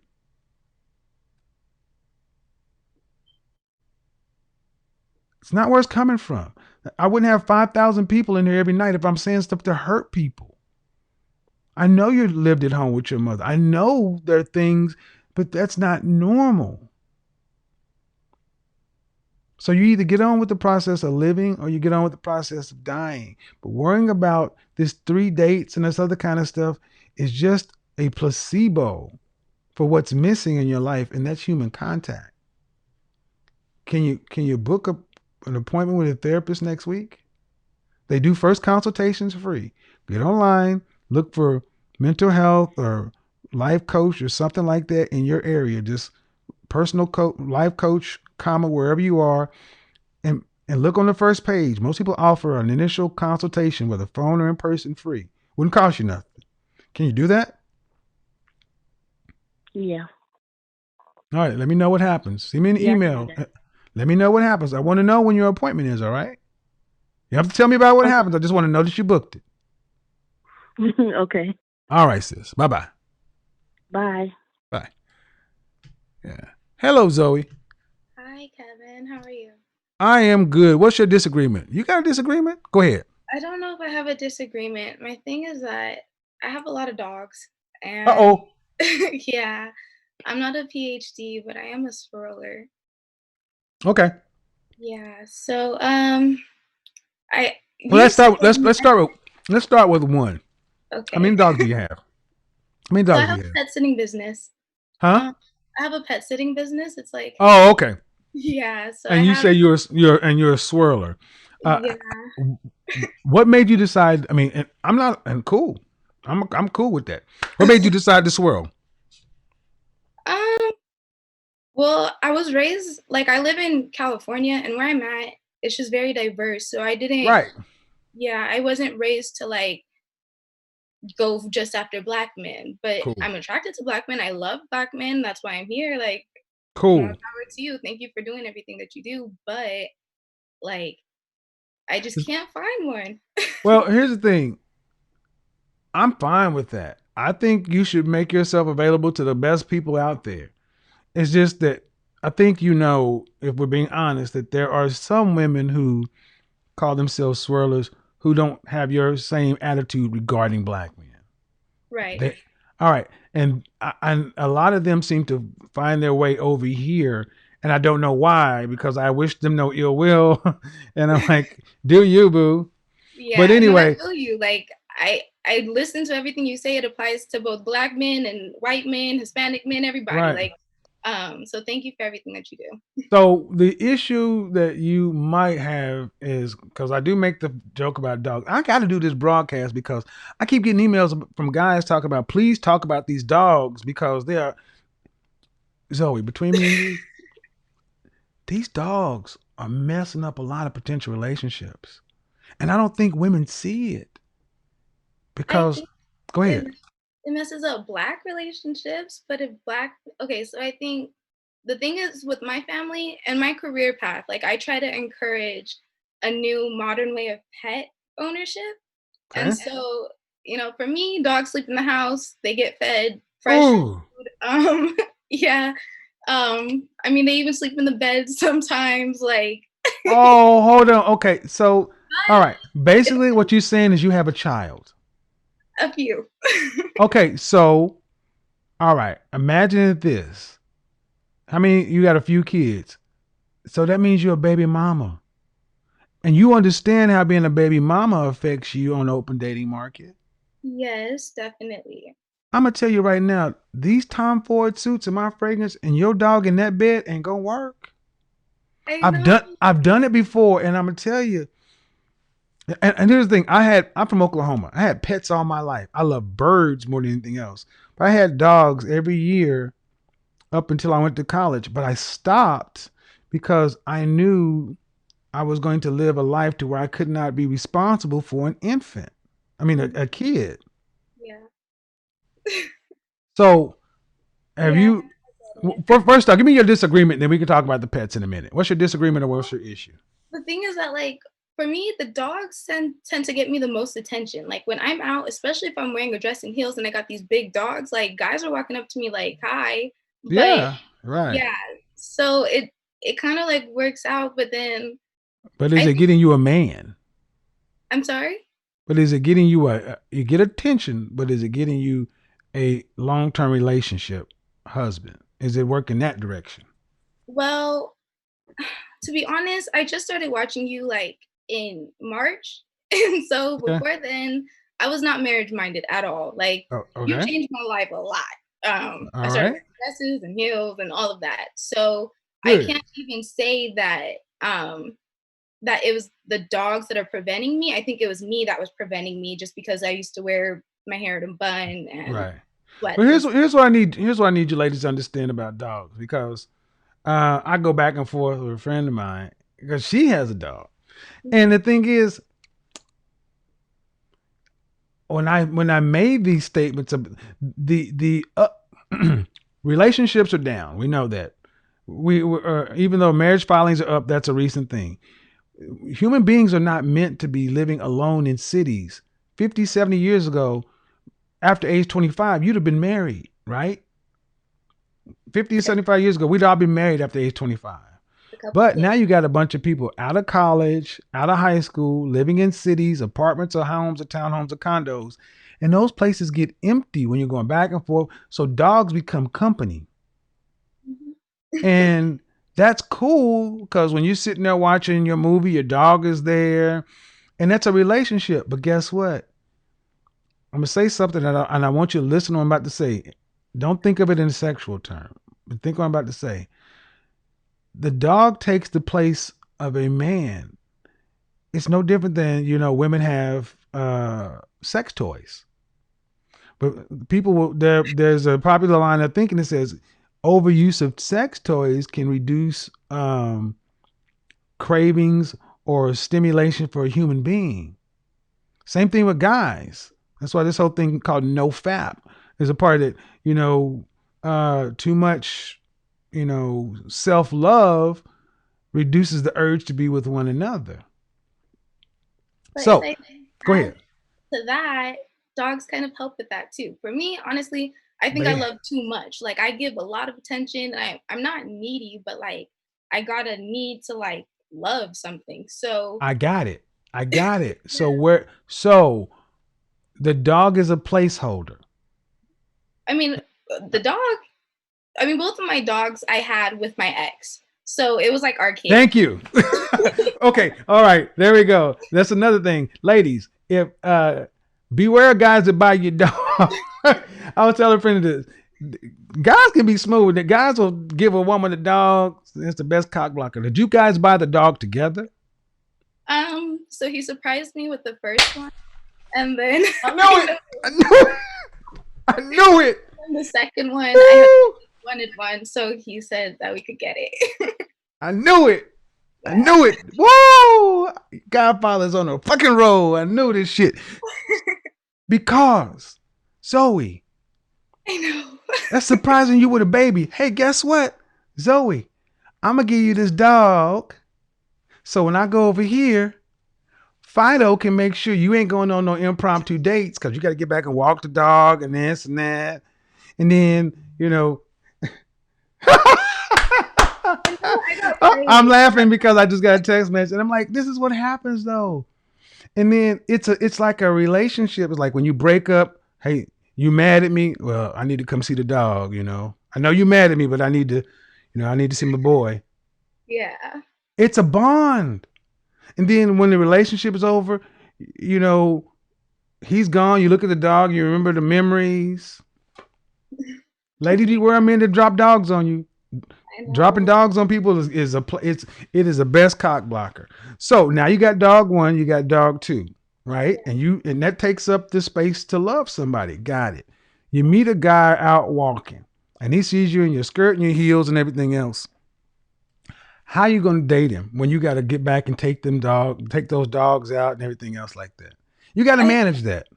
He wants to so take you out for a weekend. What you gonna do? well, I have a pet sitting Remember the schedule. memories? I do get to. I mean, I get a lot of help, with my family, Okay. with my friends. Luckily, I have really good dogs, so people are always happy to take my dogs. Right, Um, but the thing is, I know you can do it, but the thing is, I'm saying it has to be done. yes, you're right. I All know. right, I know. So, I decide I want to. So let's say you and I are dating, and Uh-huh. let's just say, I just shit. You're looking kind of right. I want to slide by there. Uh, we going to the bedroom. What's gonna be at the door? I separate my dogs. But they can hear their mama in there moaning and groaning. They start making noise. I Luckily, mean, I mean that's why we gotta train them, and that's my thing. Is baby like, girl, but okay. I have had a dog lick my ass in mid stroke. God, and I'm like, that's what the fuck? Are you kidding me? I'm going to town. The next thing I know, I'm like, oh no, this is not cool. it's Messed not. up the whole vibe. It's I'm gonna have not you at back on all my dog show. I'm gonna have you back on my dog show because for sure. I got women mad at me about these dogs, but we got to talk about it because You I do. get it. You're in the city by yourself. You need something to love. And da, da, da. Here's the thing. It would be better if, as a couple, if you bought a dog together versus getting it this way because it is like a kid. Yeah. And that's how men think of it. We think of it completely different. But yeah, I'm gonna have you back on the show. When you Okay. commit to coming back to my dog show, Dog Walker. Absolutely. Yes, I watch your show every single night. I swear, like All right. every Well, single night. get your swirl on, sis. Thank you. Appreciate it. Bye bye. And it's like I said, I don't have any problem with the swirlers. Just the ones that don't like me. I don't know what's going on. And you stop that. She gone, man. All right. Shauna M. Guys, if you feel me on the dogs, do me a favor. Put a paw in the air. Hello. Hello, how are you? I'm good. Your first name. Good. Shauna. How old are you, Shauna? I am 30. Okay. Well, what's the Yeah. disagreement? Okay, so I have a question for you. What is the correct approach to talk to you? And what I mean by that is I've been listening to your show and I pretty much agree with about 70% of what you say. I feel like it's definitely the hard truths that people need to hear, especially Black women. But when I hear Black women kind of call you with their concern or to ask questions, it's always off-putting. It's never ends Okay. well. Really? I just had a conversation. Did you hear the last two conversations? Well, okay, let me put some context to it. So But, not before, necessarily. but before you do that, I just need to know: did you hear the last two conversations? Yeah, well, I heard like Monique. I heard the woman after her, and then I heard a young woman just call about dogs. How'd that But end? I feel like you're friendly with certain people, so I think that No, ma'am. ended I asked you well. I asked you how did it end. In my perspective, I mean, it ended okay. Okay. What about the call before her? The call before her, was it the woman with the small waist? No, it was a Oh, call I with don't. it was a woman talking about not making high value men wait.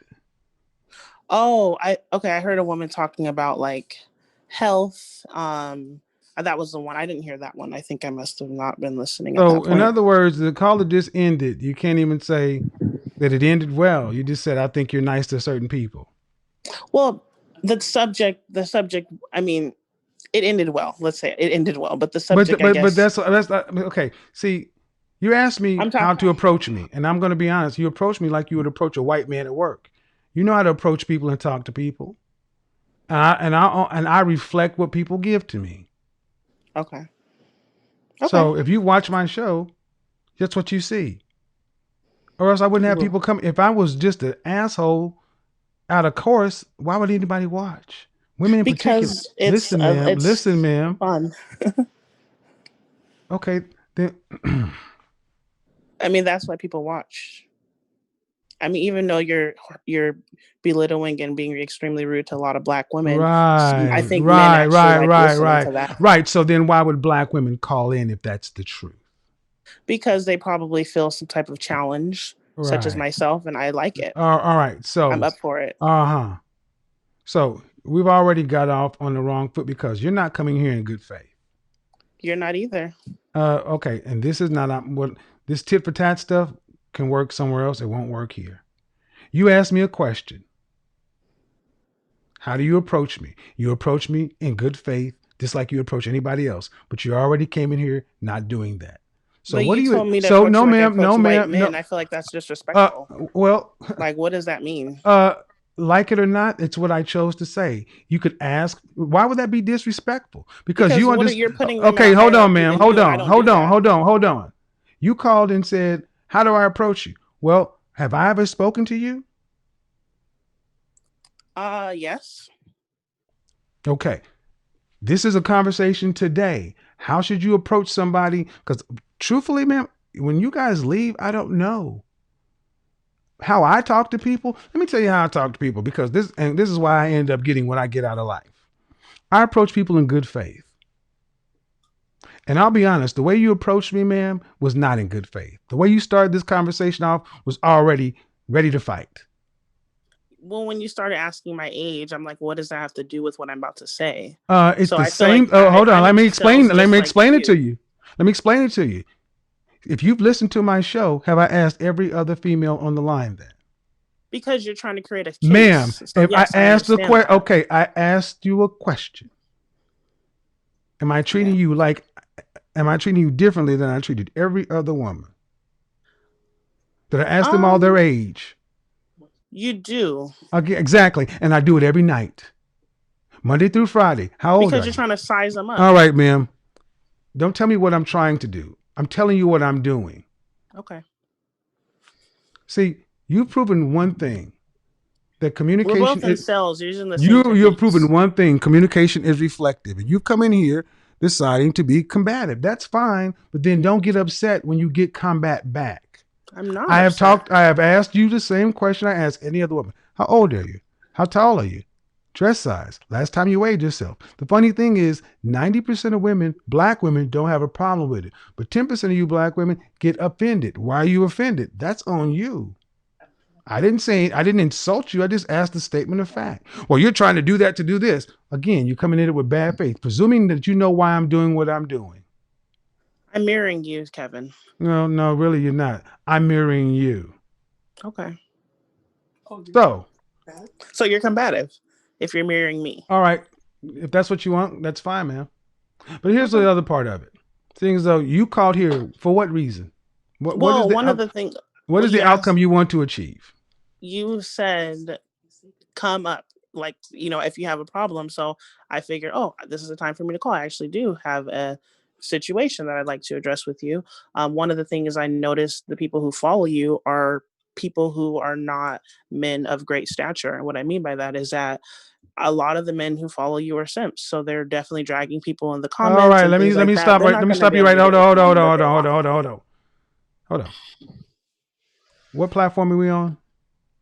What is your goal of the platform? Like, what is your? Excuse me, ma'am. This is not what you're going to do. It's not what you're going to do. You're either going to answer the questions, we're going to have a conversation, I'm going to bid you a good night. Okay. What is the platform we're on? It's the Kevin Samuel Show. What is the platform we're on? We're on YouTube. Is YouTube public or private? It's a public platform. That means I cannot control who comes in or out of the comment section. Yes? Absolutely. So telling me the people that follow me is no different than saying the women that follow me the same. It's public. Okay. And unless you go through every comment on every video, I really don't trust what you're saying, because I know who follow me on Facebook. I know who follow me on private platforms. But overall, What is the outcome you're trying to achieve? I'm trying to understand what outcome you're trying to achieve by putting Black women down. No. First off, I'm not putting Black women down. That's one thing I would not allow you to do, because you just had 2 Black women who were singing my praise. As a matter of fact, 1, 2, 3, 4 Black women have called in tonight to praise what I'm doing. Because they're probably scared of you. That's why they're scared. I'm not. I'm not that one. Exactly. So this is exactly. I'm so here audience. for all the so smoke exactly. like you No. asked for. Well, good. You can and good, but it's not going to work the way you think it is. So what just happened is I tried to see if she would even be honest, and she has failed multiple honesty tests.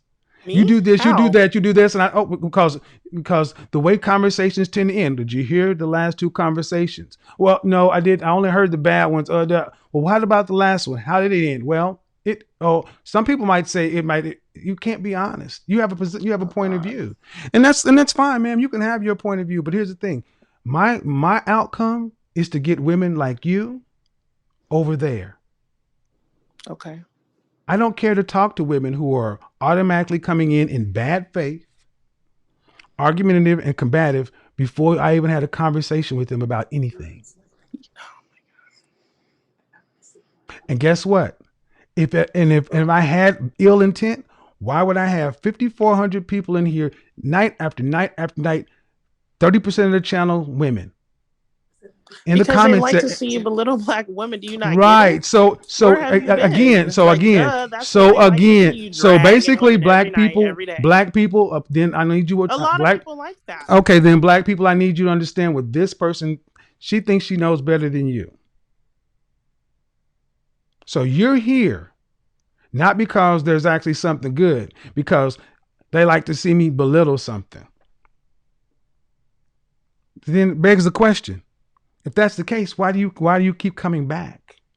Because after the first time, no, ma'am, here's my question to you. If I'm everything you say that I am, why did you come back a second time?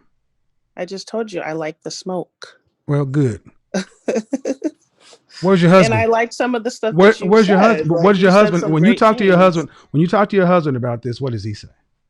He says that you are somebody. Right. So put him on. You have great knowledge. Put him on. So where's he at? Not everyone put him on. Thinks like put that. him on. That's all. Put him on. He's like, he has some good put stuff. him on. Put him on.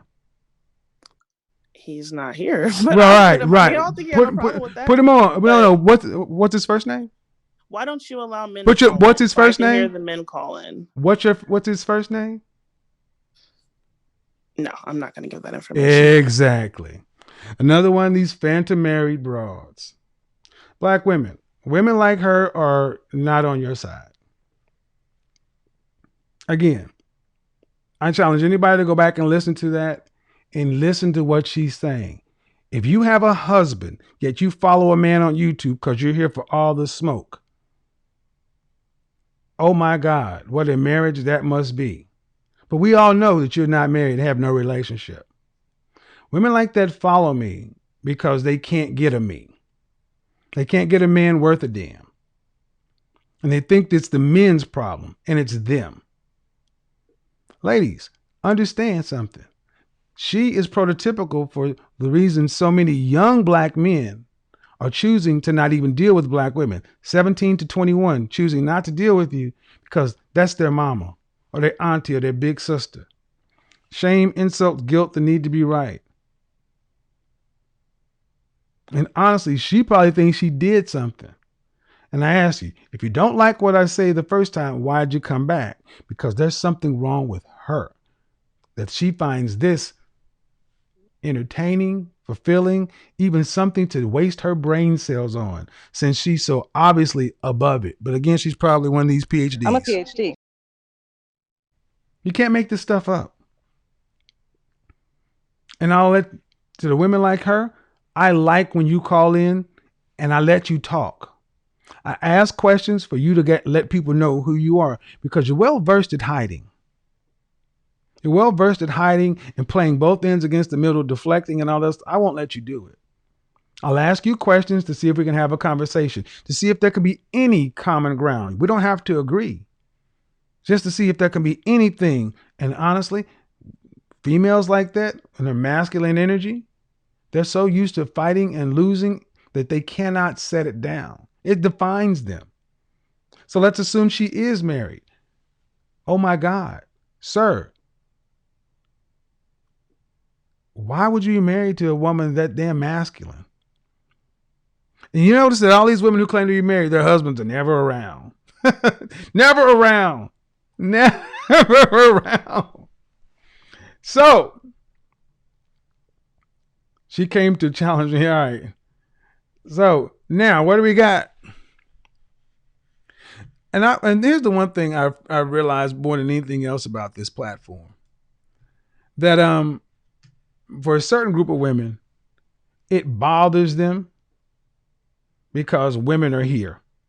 See, if it was just men here,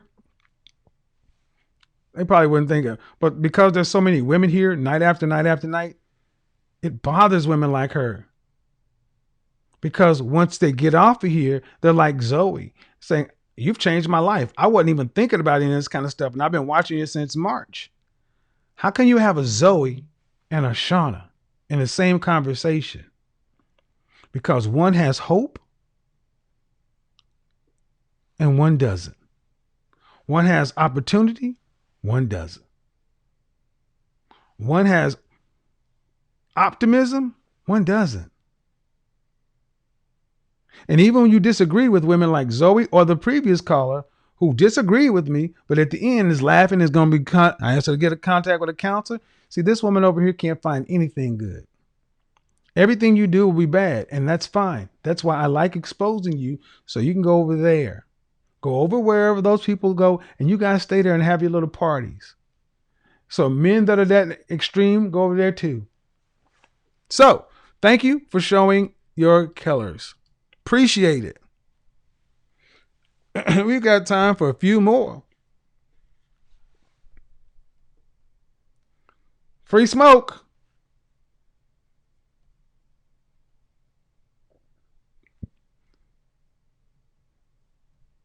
Well, why do you do this to black women? Where did I do that? 1-to-1 callers.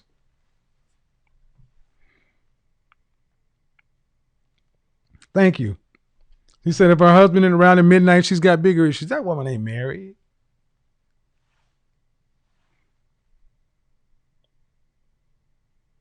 Yeah, I know. Look, young women, understand something.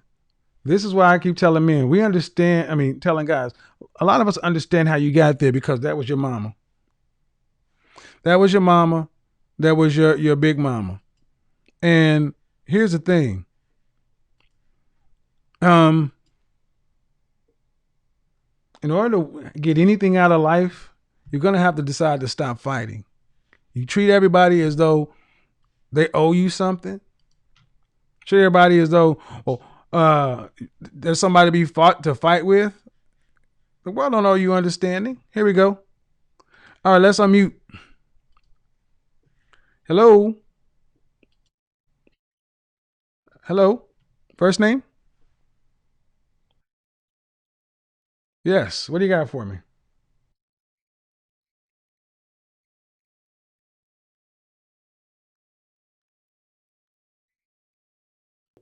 Uh-huh. After the third date? Or by the third date. Okay, first off, before we get into it, how old are you? I am 25. All right, go ahead.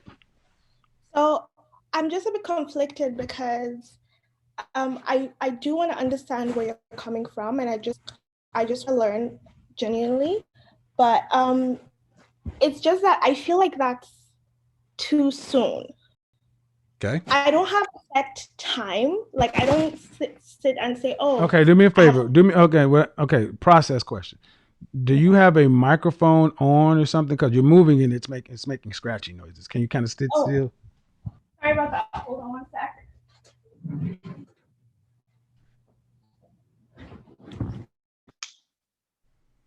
Can you hear me now? I can now. So you're 25. Are you a virgin? No. All right. So you said you feel like it's too soon because? Because I do want to get to know the person, and I'm not comfortable. For example, women do go on multiple dates, right? Well, that's your choice. Correct. So let's say I'm No, going no, no, on no, no, no, 2 days. no. Okay. Before we do that, I need to make sure you understand what I said. What did I say? Don't make him wait beyond 3 dates. What did I mean? How did I explain it? You said it's games. I said, how did I explain it? I gave very detailed descriptions and I restated my point over a dozen times. Okay. So what it sounds to me like is, ma'am, you really didn't pay attention. Oh, okay. I'm trying to give you the benefit of the doubt, so explain to me what I said. Why did I say 3 dates? Okay. Well, from my understanding is because you said, high value men, they want to have sex with you on the first date, technically. I said high value men. Ma'am, understand something. High value men, all men. Okay, all men. Okay. Sex They equals wanna have sex. dating listen, ma'am. Dating equals sex in a man's mind. I said that many times in that video. So let's go. Correct. Okay. So let's Okay, so dating equals sex. in a man's mind, yes. So all of us. In a man's mind, right? Yes, and all of us, yes. Okay. And you are right. A woman also knows, right, when she meets a guy, she's going to have sex with him or not. Exactly. So let's stop right there. First thing I said is, do not go out with the man that you would not have sex with. Did you hear me say that? Yes, you did. Right. So you just said that a woman knows up front whether she wants that. If you're the kind of guy she'd have sex with. So I said you don't accept it. So we're on the same page. So we go out on the first date. Yes, correct. Hold on. So we go out on the first date. Then after the first date is over, what did I say about the second date? There should be contact. Nope. Contact Nope. I said you should not accept a second date unless you are planning to have sex with him. Correct. Yeah, right. Unless you're interested. Correct. No. The first date, don't go out with him if you're not physically attracted to him enough to have sex. Because the first date is just to see if there's chemistry. And after the first date, because I'm physically attracted enough to you to have sex, but I may not want to talk to you afterwards. So after the first date, you should only accept the second date if you plan on having sex. And you've already said you admit that women know whether or not they want to have sex off the rip early on. So what you're saying is the exact thing I said, that you ladies know early, but you just elongate the process. And my thing because is, we're not ready. Well, then here's the thing. You don't go on the second date. See, why? No, what you listen. Okay, go ahead. You're not ready. Then here's the thing. Ask all the questions you need. Do all the talking you need before you start going out. See, what you want to do is go out with a man and have it open-ended. And that's not fair to men. You already said you know you want to have sex with a guy early on. But do you understand that in this country, the recent study was done that 1 out of 3 women surveyed admit to going out with the men for dinner or dates when they were nowhere close to being interested in having anything close to resembling sex. It was posted in the New York Times last summer. Women do this. And you mentioned earlier that women are dating multiple men. So here's the scenario. A woman like you, dating multiple men. Some you don't even have any desire to have sex with. You're playing. No, I don't do that. Okay, but this happens. And the thing is, that is wholly unfair to men. So what we're saying is ultimately this. If you're not interested, see, you're supposed to date one person at a time. You can't get to know 8 people. That's a new thing. And that's what you ladies are trying to do, trying to keep your odds open and such and so forth because you're afraid of commitment and afraid of mistakes. It's fear-based. And here's the thing. I'm not going to try to change that. I'm not going to try to change that. But you do not get to run a man's pockets and get him to try to play something when you know whether or not you're interested enough in having sex with him early on. Okay. But can I just say something? It's not the same for women the way it's for men. Men are fine with having sex with any, like they will have sex. Like if you give them sex, they will take it. Most men will take it, but it's not the same for every woman. Some women need time. They need to get to know you. They need to. Then don't, okay, ma'am. But here's the thing, man. But here's the thing. Then you don't go out on a date. You talk to him on the phone. You text message. You see, the thing is, okay, how long do you think you need to take before you have sex? This is rubber meets the road. How long?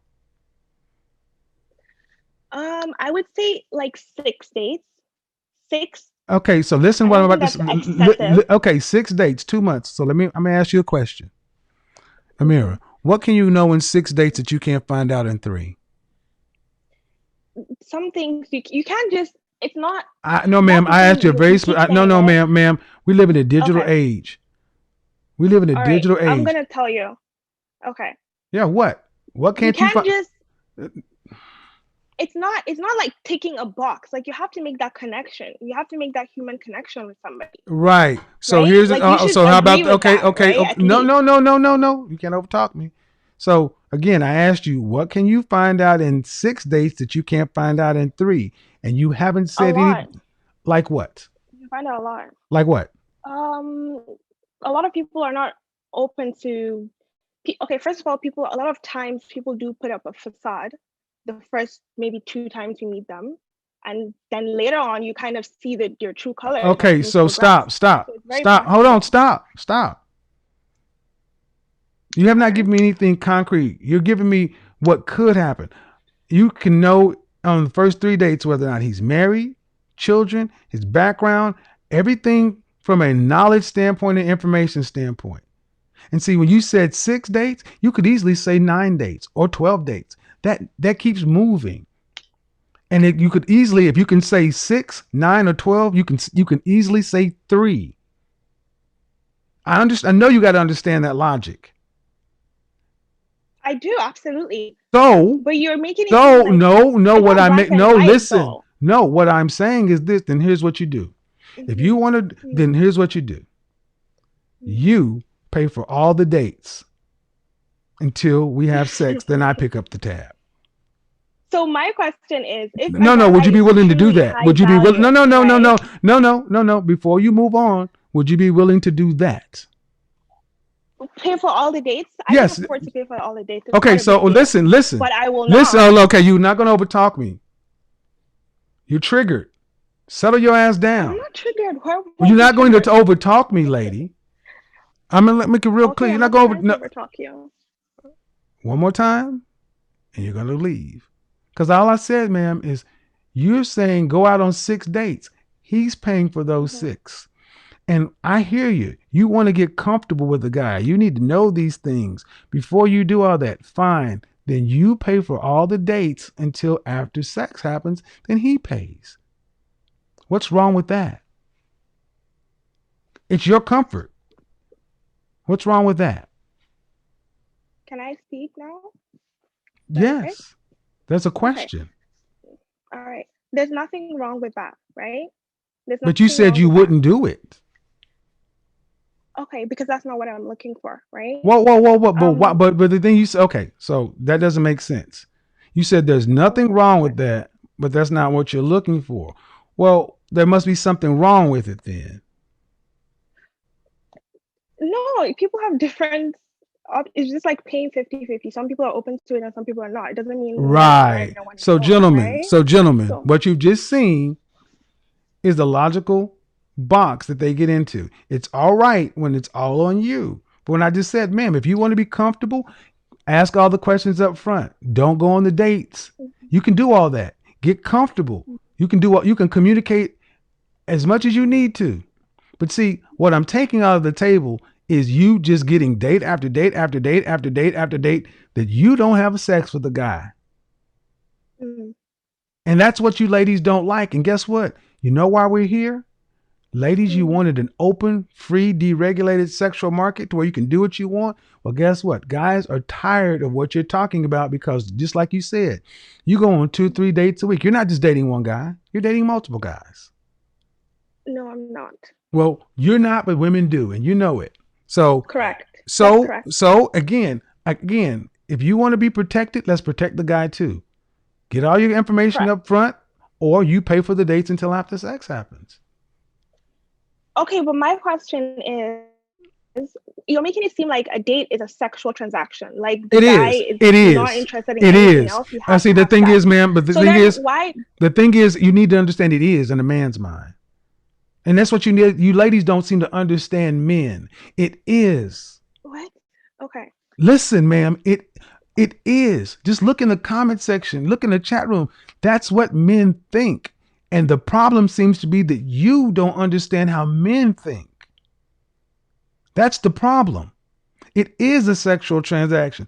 I'm sorry. Men are cost benefit calculators. A man is taking you out to a steak and lobster dinner. He's doing that because he does not want to have sex with you or because he does want to have sex with you. Which one? Of course he wants to have sex Right. with me. And he's taking you out to steak and lobster because he can't take you out to coffee, because if he took you out to coffee, could he have sex with you? I mean, there are women that would do that. No. Could he have sex with you? Yes. So you'd have sex. So Me? you'll do you. No, I wouldn't. Exactly. But So ma'am, that's the listen. Okay. You're not getting it. You've just proven that dating is a financial sexual transaction. You require dates at steak and lobster level for sex, and you will not give sex for coffee dates. That's a financial number. You understand this. You just don't like the fact that guys don't think like women. And guess what? If you don't like it, you pay for all the dates until you're comfortable, and then you let him pay. And here's another last thing. It ain't going to change. Men are how we are. This is how we are, and this is how we think. You better learn to get up to speed with us because we determine when marriage and relationship happens. You determine when sex happens. That's why so many of you young ladies are chronically unmarried, because you don't get men. You're around women too much, talking to women, and when a man tells you something, instead of just accepting it, you fight it. And I'm sorry. I got more men on my side in the comment there. Look, read for yourself. Next person. I don't understand why you ladies keep trying to fight this like, well, it's not fair and it's too soon. There are multiple ways to get to know somebody without having to go out 6 times. Then don't go out to expensive dates till after sex. See, when I say that, go out coffee dates, go to get to know your dates, keep the cost down. Then you ladies feel some kind of way. You want everything, and that's bullshit. All right, there are 7 people in here. I'm going to let somebody else in. I see you next. Name with a Z. I'll be right back. Hold on.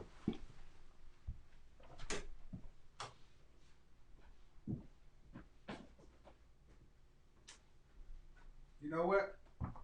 Let me do this while just a second. I'll be right back. Let me play this real quick. Slight break.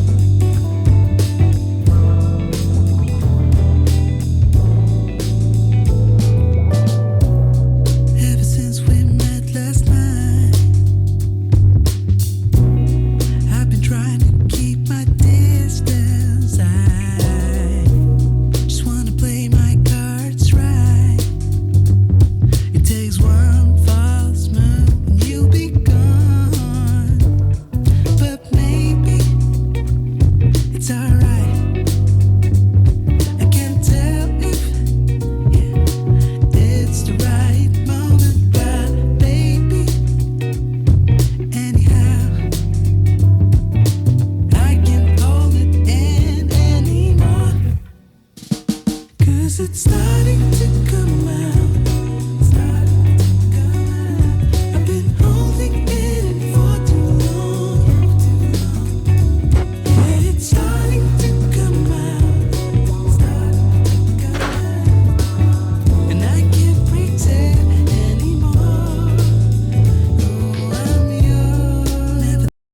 Yay, we back. Ladies, understand something.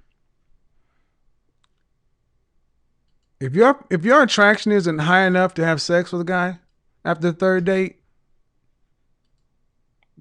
that's on you. You get 3 days to raise his attraction. And if you're being disingenuous, I don't feel bad if you get caught. Hello?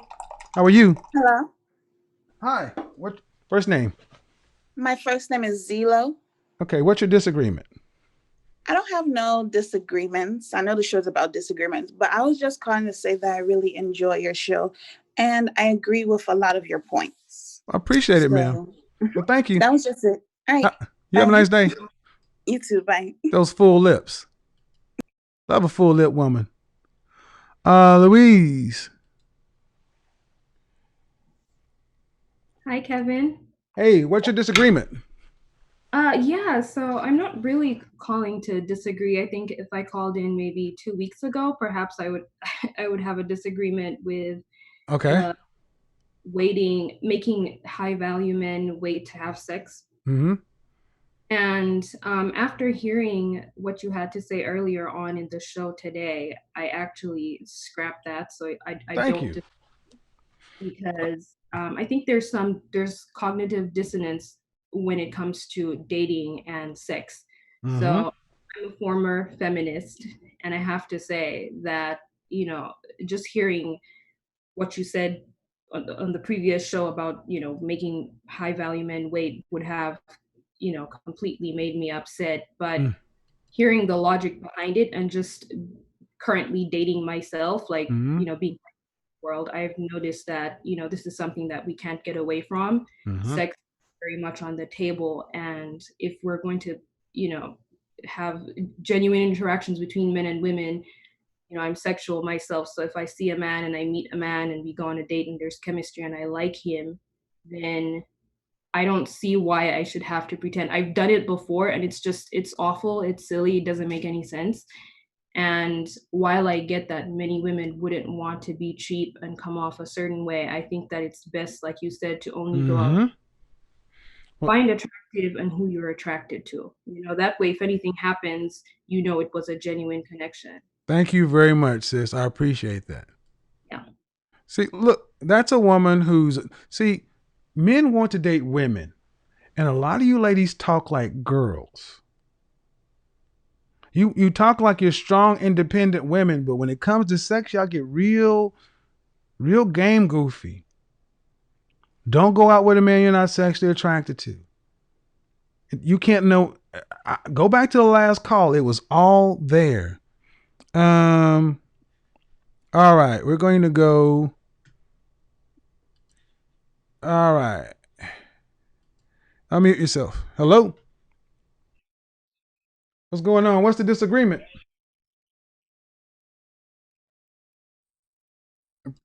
Appreciate it. You got a disagreement? No, like I do, but like it's a little bit of a sidebar. All right. With COVID, my wife feels differently than me. I feel like we should all wear masks in the house. Cause okay. Mask in the house? Affect us, you know what I mean? So she doesn't agree with that. Like she feels like they should take the mask off when they get to the crib. So okay. Like, what do you subscribe to? How many people in the home? Is just you and your wife? No, we got 2 kids. What age are the kids? 9 and 11. I don't wear a mask in the home. And they go to school. Like they have virtual Thursday and Friday, but Monday, Tuesday, and Wednesday, they in the building. You know what? I may need to do an entire broadcast on this one because I would like to have some medical professionals in, but I'm not wearing a mask in home. And I'll tell you why. It's not because I can't understand where your wife may be coming from. She's a nurse. Exactly. And trust me, I got a friend who's a nurse too, and she's kind of a germaphobe. And a lot of nurses make you like that. I know, man. I tell you, bro, nurses.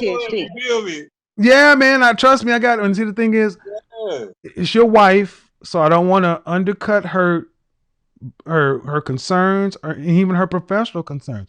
But There's only so much we can do to mitigate risk. To live is to be a risk.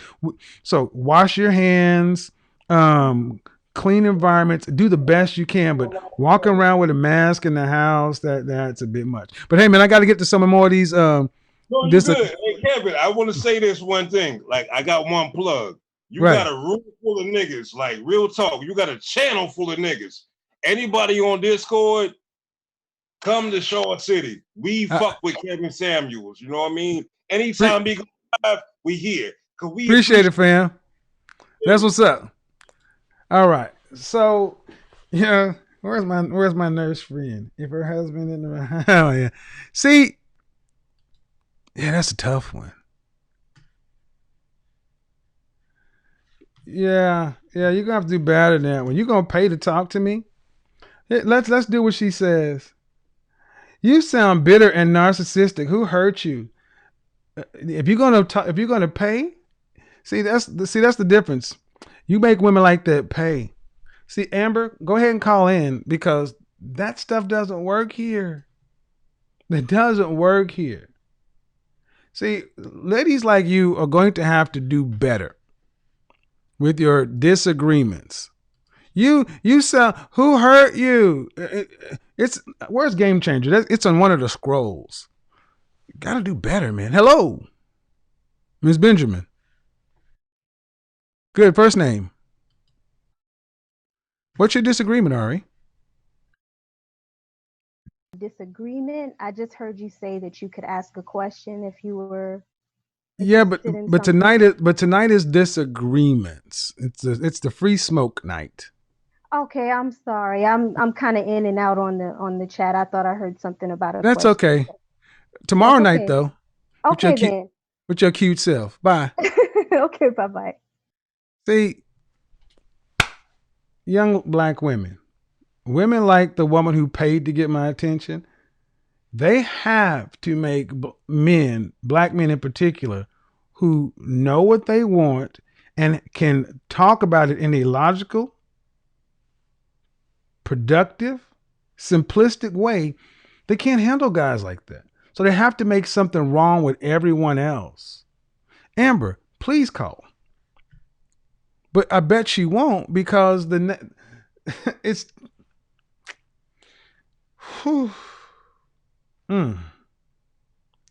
shame, insults, guilt that need to be right. Here are the big ones. Here are the big insults. Let's go ahead and run them down. Even got sound clips for them. Who hurt you is the first one, right?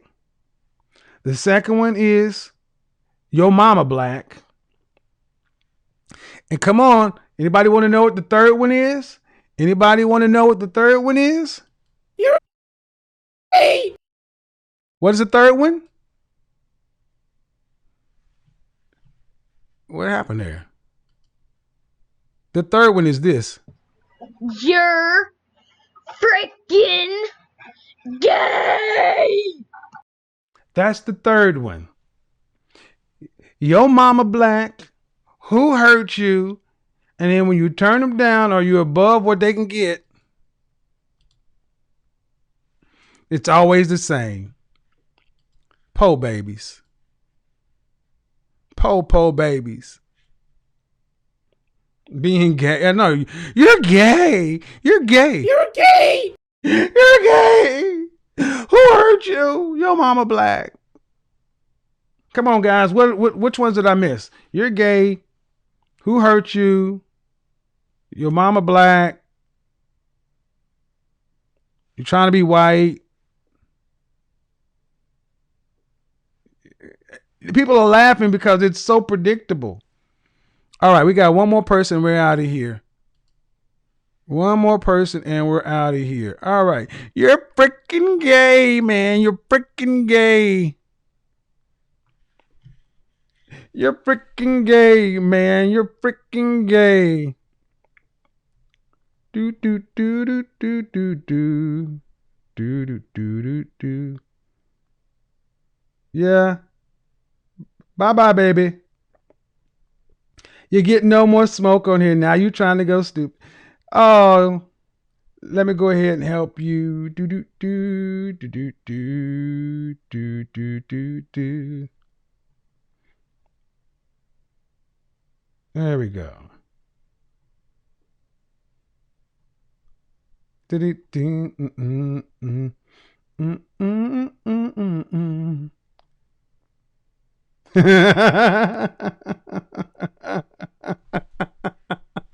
Oh, it amazes me. I got all these married women calling into my program at midnight. It's almost 1 o'clock, and you got married women. You got married women paying money to call in after midnight to insult me. Woo! What's going on, Christian? What's the disagreement?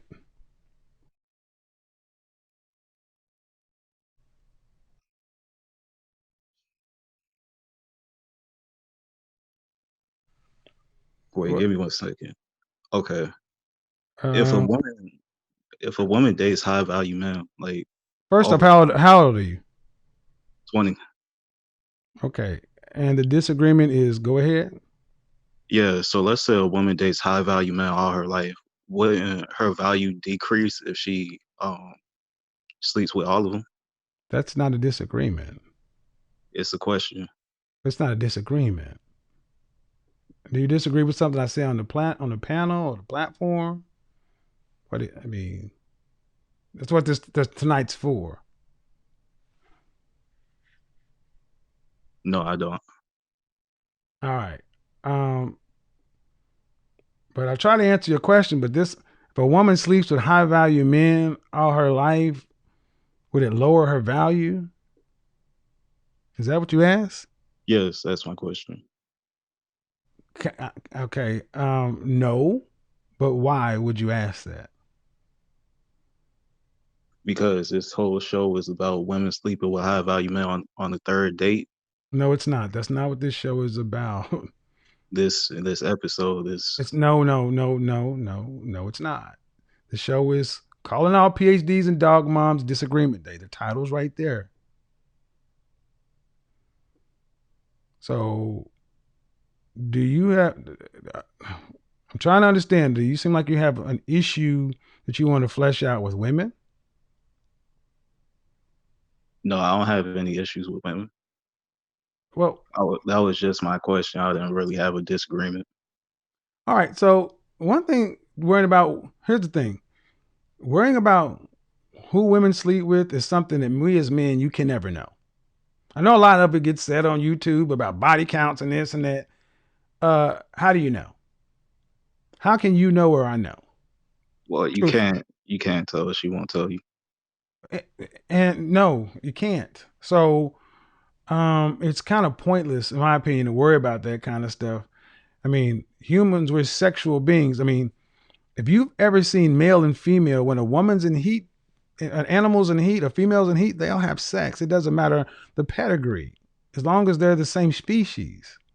I really don't worry about stuff like that, man. It's like the forest for the trees. And at 20 years old, you know, it's easy to get down the rabbit hole in some of these RP spaces. And I just don't want to see young guys go down that path, worrying about stuff that they really can't control. So, all right, man, appreciate it. All right, thank you.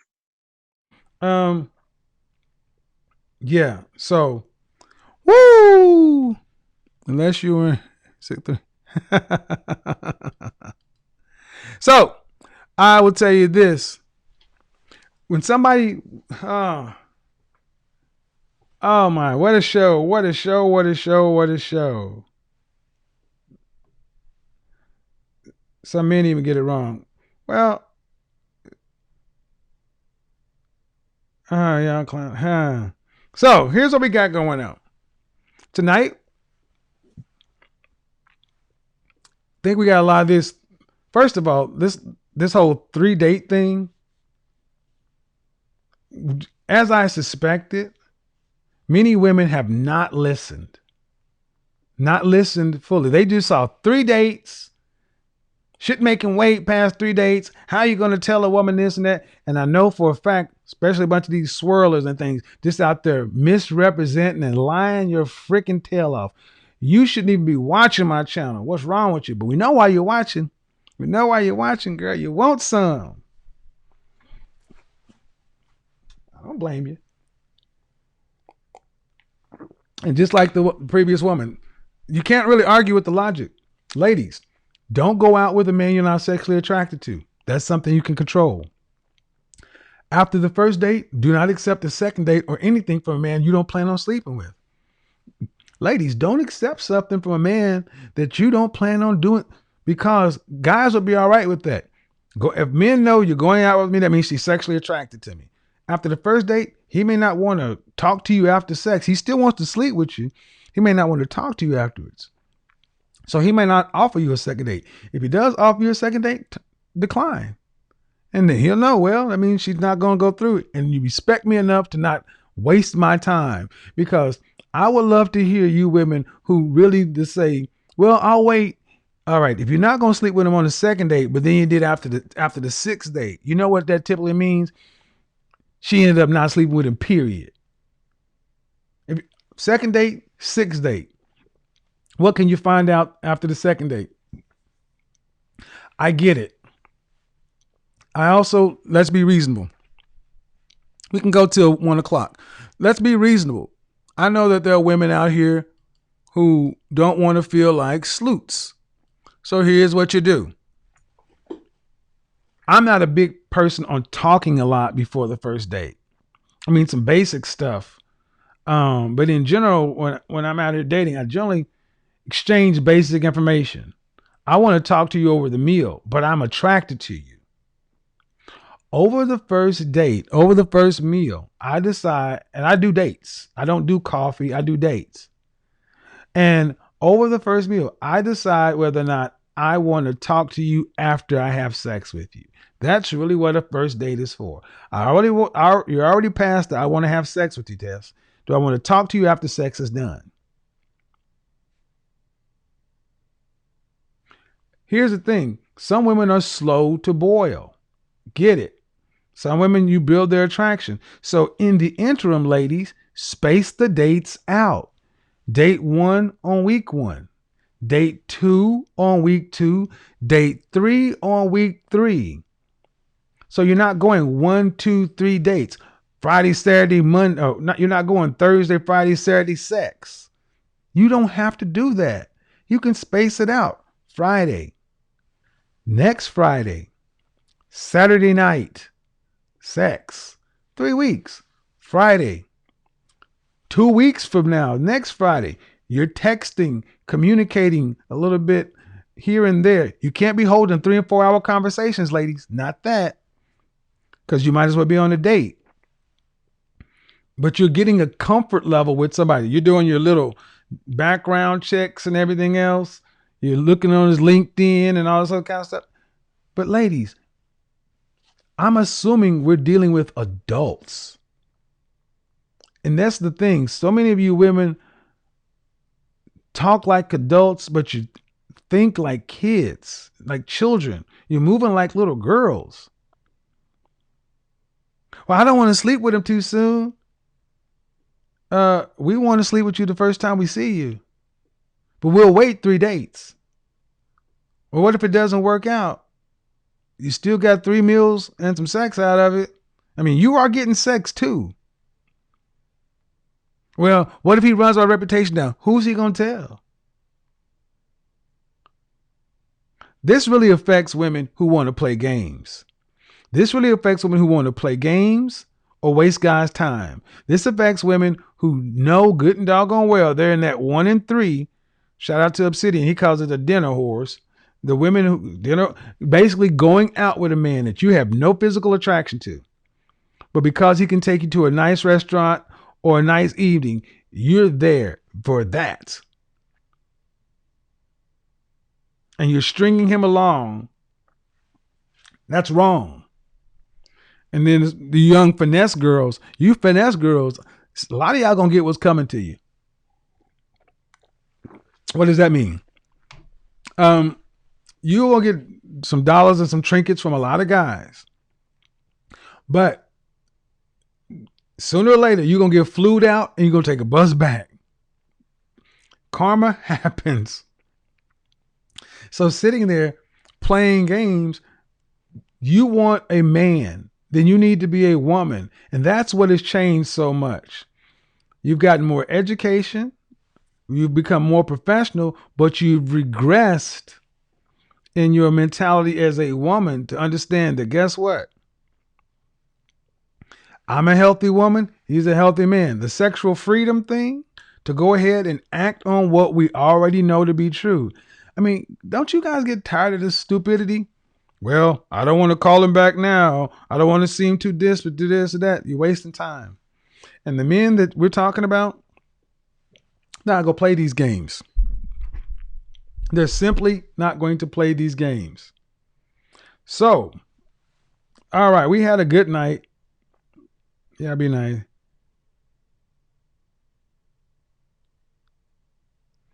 He's a gentleman who has home training like the men around me. We're taught and to stay dating in the black community.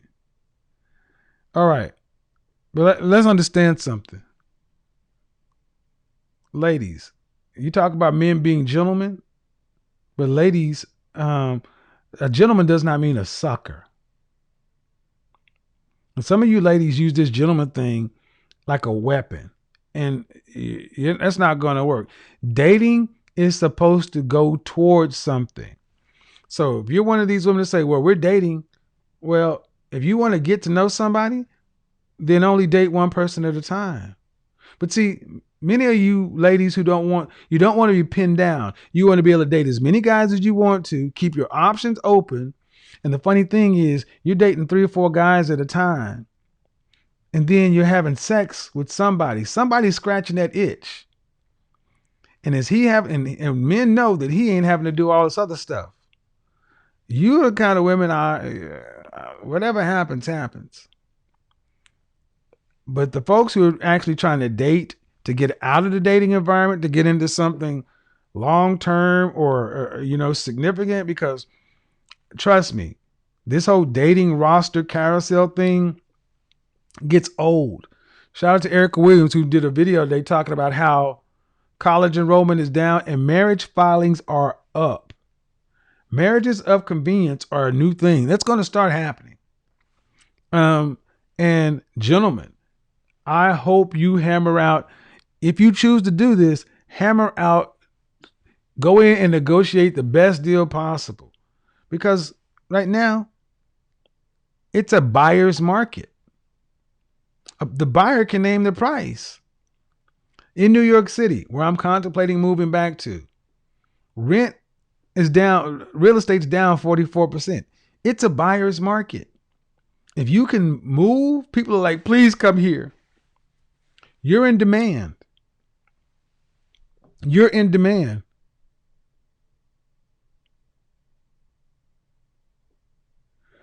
All right.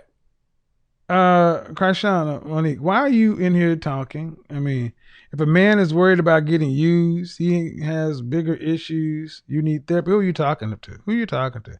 And men should work. Well, why are y'all in here talking as though, all I see is this comment going back and forth, but some of you ladies act as if men should just date with reckless abandon and not act like they understand what's going on out here. What a man shouldn't be worried about getting used. He should not worry about women in ill intentions when he knows the stats, knows that 1 in 3 women surveyed in that study admit to going out with a man strictly for the meal with no interest. What do you want men to do? Act as though they don't know anything? Just go in at head first blind? Krishana? Well, here's the thing. Then tell women to do the same thing. Just have sex with reckless abandon. Throw caution to the wind. But you won't do that. And that's why when I hear women that talk like you, I'm like, no, that's not going to work.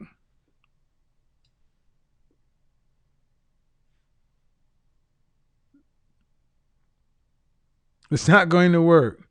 So, did you guys enjoy the show tonight?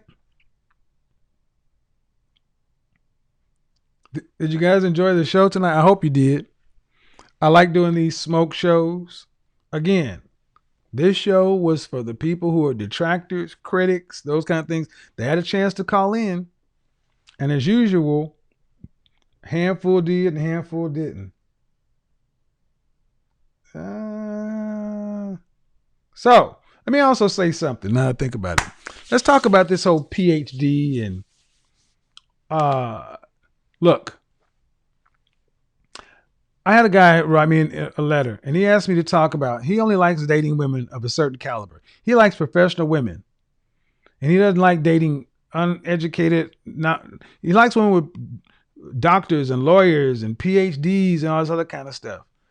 Ladies, I make a joke about that because it's funny, but you need to understand. Hang that up when you get home. Turn that shit off when you leave the office and be the woman. Guys I know, we don't want a beautiful, empty-headed trophy wife. I know what I'm looking for. And it's not just a beautiful dummy. But you still have to be fit, cooperative. It's the cooperative thing. Saying yes. You're in charge over here. You're the PhD over here. You're the CEO over here. You're the doctor, attorney that over here. But over here, you're the girlfriend, the wife, the fiance, the significant other. And your role is to be with your man, supportive of your man, enthusiastic. You're not a business deal. They're in it for the bag. Well, then get a different chick. I mean, seriously. If you say they're in it for the bag, all right, then choose wisely. I'm not going to argue. There are women out there that choose wisely. At the end of the day, we all get to pick. So, all right, this was a good show. As I figured it would be highly rated. As I figured it would be highly rated. What is Janelle doing? Who is she? Is she in here? I think she called in the other day. Kevin, let me go ahead and help you out. Bye. See, you just don't get it. You don't get it. And I would say this. For the women who are on the fence about this content and everything else, anytime you hear women like that Shauna woman, that woman's not helping you. There's no way you used to have so many single women so angry, so much in their masculine energy and so angry at a man's opinion or at facts, data, and statistics. You don't have to agree or disagree, but angry. Then you shouldn't have women who claim to be married we're talking about, it's past midnight. It's almost 1:00. And I got women who claim to be married throwing money at me to talk to me. You should be with your husband and your family. And it's far too many, and I hate saying this, Black women are fearful, angry. And it just seems like a lot of you are spinning out of control. And it doesn't matter what I say, what anybody else says. It's your life. It's you in the mirror. Like I said yesterday, when this is shut off, you go back to that PhD, your high-paying job. I'm a PhD. That's what you go back to. That's what you go back to, all by yourself. And I didn't do it, but what do you want from us? Oh, I'm coming out with a new sound too. Here's the new sound. You want to know what the new sound? We got to have the No Man's Land sound in. Here's the no man's land sound. By a dog. Yeah, we're gonna have the dog show. Cause I'm gonna have some dog owners mad at me, man. But it's true. Hey guys, let's talk about dogs real quick. Guys, in the chat room, guys who are out there dating, what do you think about women and their dogs? How do dogs impact your dating? Ladies, have you ever had a boyfriend buy you a random dog?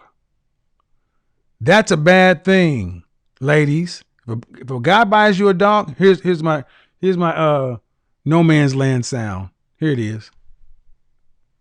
If a guy buys you a random dog, something's going on. Why is it taking so long for this thing to load, man?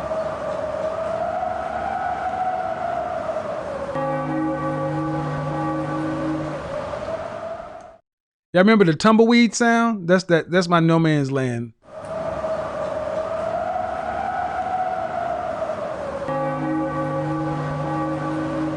It's either that one or this one. The no man land sound.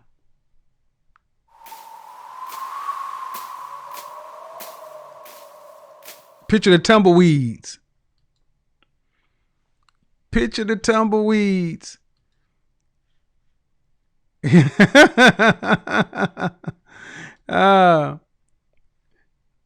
start, or I could do this one. Remember that whole thing?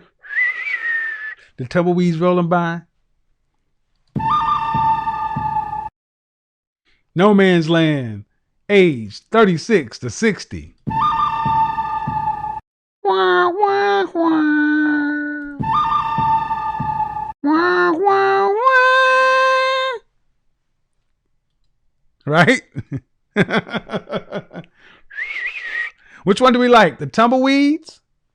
Or do we like the Wild West whistle?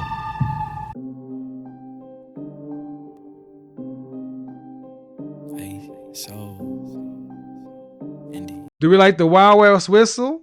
Or do we like the tumbleweeds? Which one? Which one do we like? The tumbleweeds or the Wild West whistle? I think everybody likes the Wild West. Let's see. It's going too fast. Jesus. Let me see. Let me see if I can do it over here. Let's see. Maybe we can play it.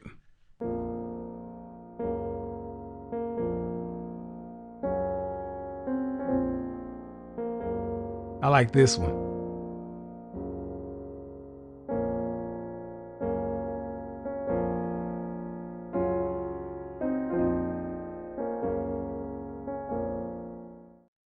I like that one. Dum dum dum dum dum dum dum dum dum dum dum. I like that one. What do y'all think about that one? I think I like the last one. Dum dum dum dum. You like the last one? So that's the no man's land. Dum dum dum dum. Dum, dum, dum. Shout out to Theo yesterday. He came through with the donation. I didn't get a chance to see it, but I think I got 2 new sounds. What was it? Theo, I'm working on one for you. I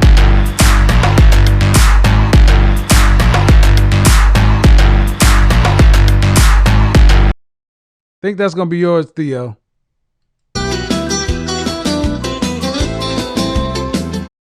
Gonna work those up. That's for people who donate consistently, getting up there with the Ike Club. When you got the I am the king and will not be. I am the king and will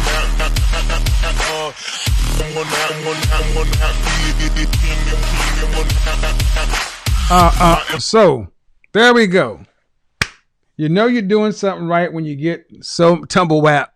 When you're getting women who claim to be married angry with you. Using my whole effort.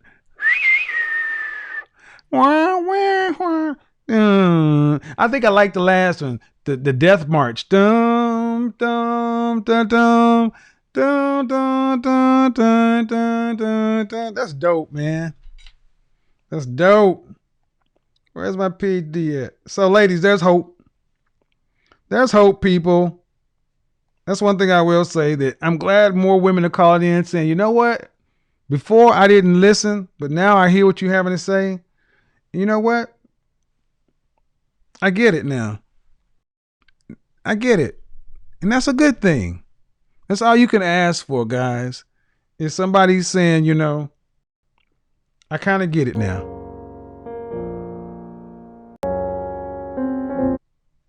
That's what you can ask for.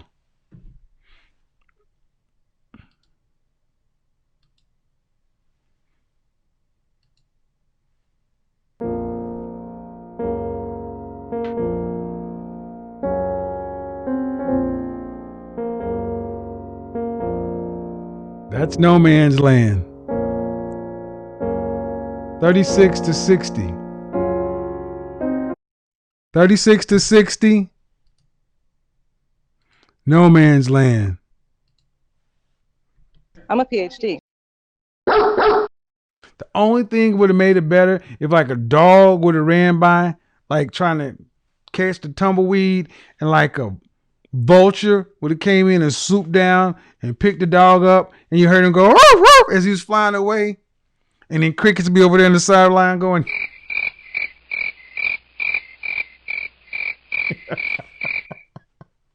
Oh, I'm going to hell. I'm going to hell. I'm going to hell. Oh my God, I'm going to hell.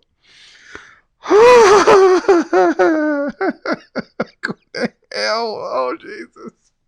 Oh God.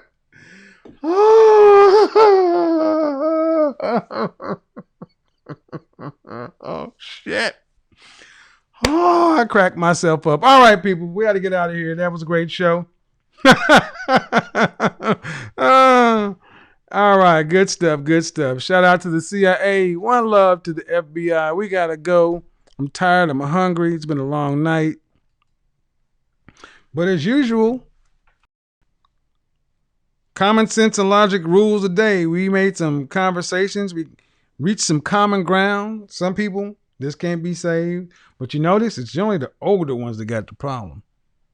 Oh well. Bye, dog. Peace out. Get a dog. Dog catcher. Dog catcher. Do the dog catcher. Woof, woof.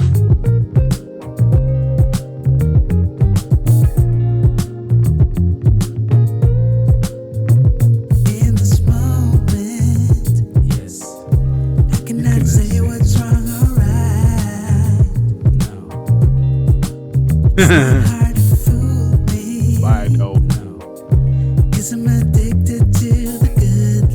Gotta get a new computer, man. This thing is starting to run slow, man.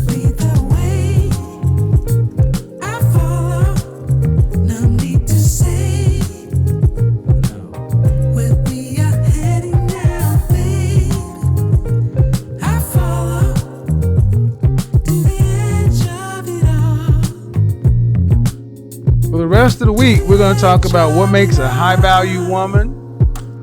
And we're going to also discuss this whole fear of commitment, fear-based kind of thing, anger. Because it's the thing that's stopping so many people from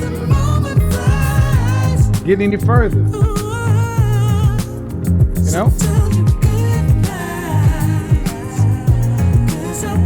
So here we go. Shout out to the patrons that make this channel possible. If you want to join the movement, support me on Patreon. There. Kevin R. Samuels. Still got content from New York City. Editing has to be uploaded. Photos and things like that we posted on Patreon. Follow me on IG in the frat room. Videos, behind the scenes stuff that you'll see almost every day. Turn on notifications because I go live from there often. When they're up, they're up. When they're gone, they're gone. Email your show ideas to info@bykevinsamuels.com. Or ask your questions that you would like me to make a video response to, 7 to 12 minute video. Put Godfather, ask Godfather in the subject line. Or go to bykevinsamuels.com, click the scheduling tab and book your one-on-one time with me. Virtual consult or just general customized hours. Respect my inbox. Good show, people. Good night, people. Good stuff, people. The message is getting out. More people are starting to kind of get on board, and more women are starting to like, hey, we got it going. We got it moving. We got it grooving. Keep your head up. You get to choose the kind of life you have. Peace out.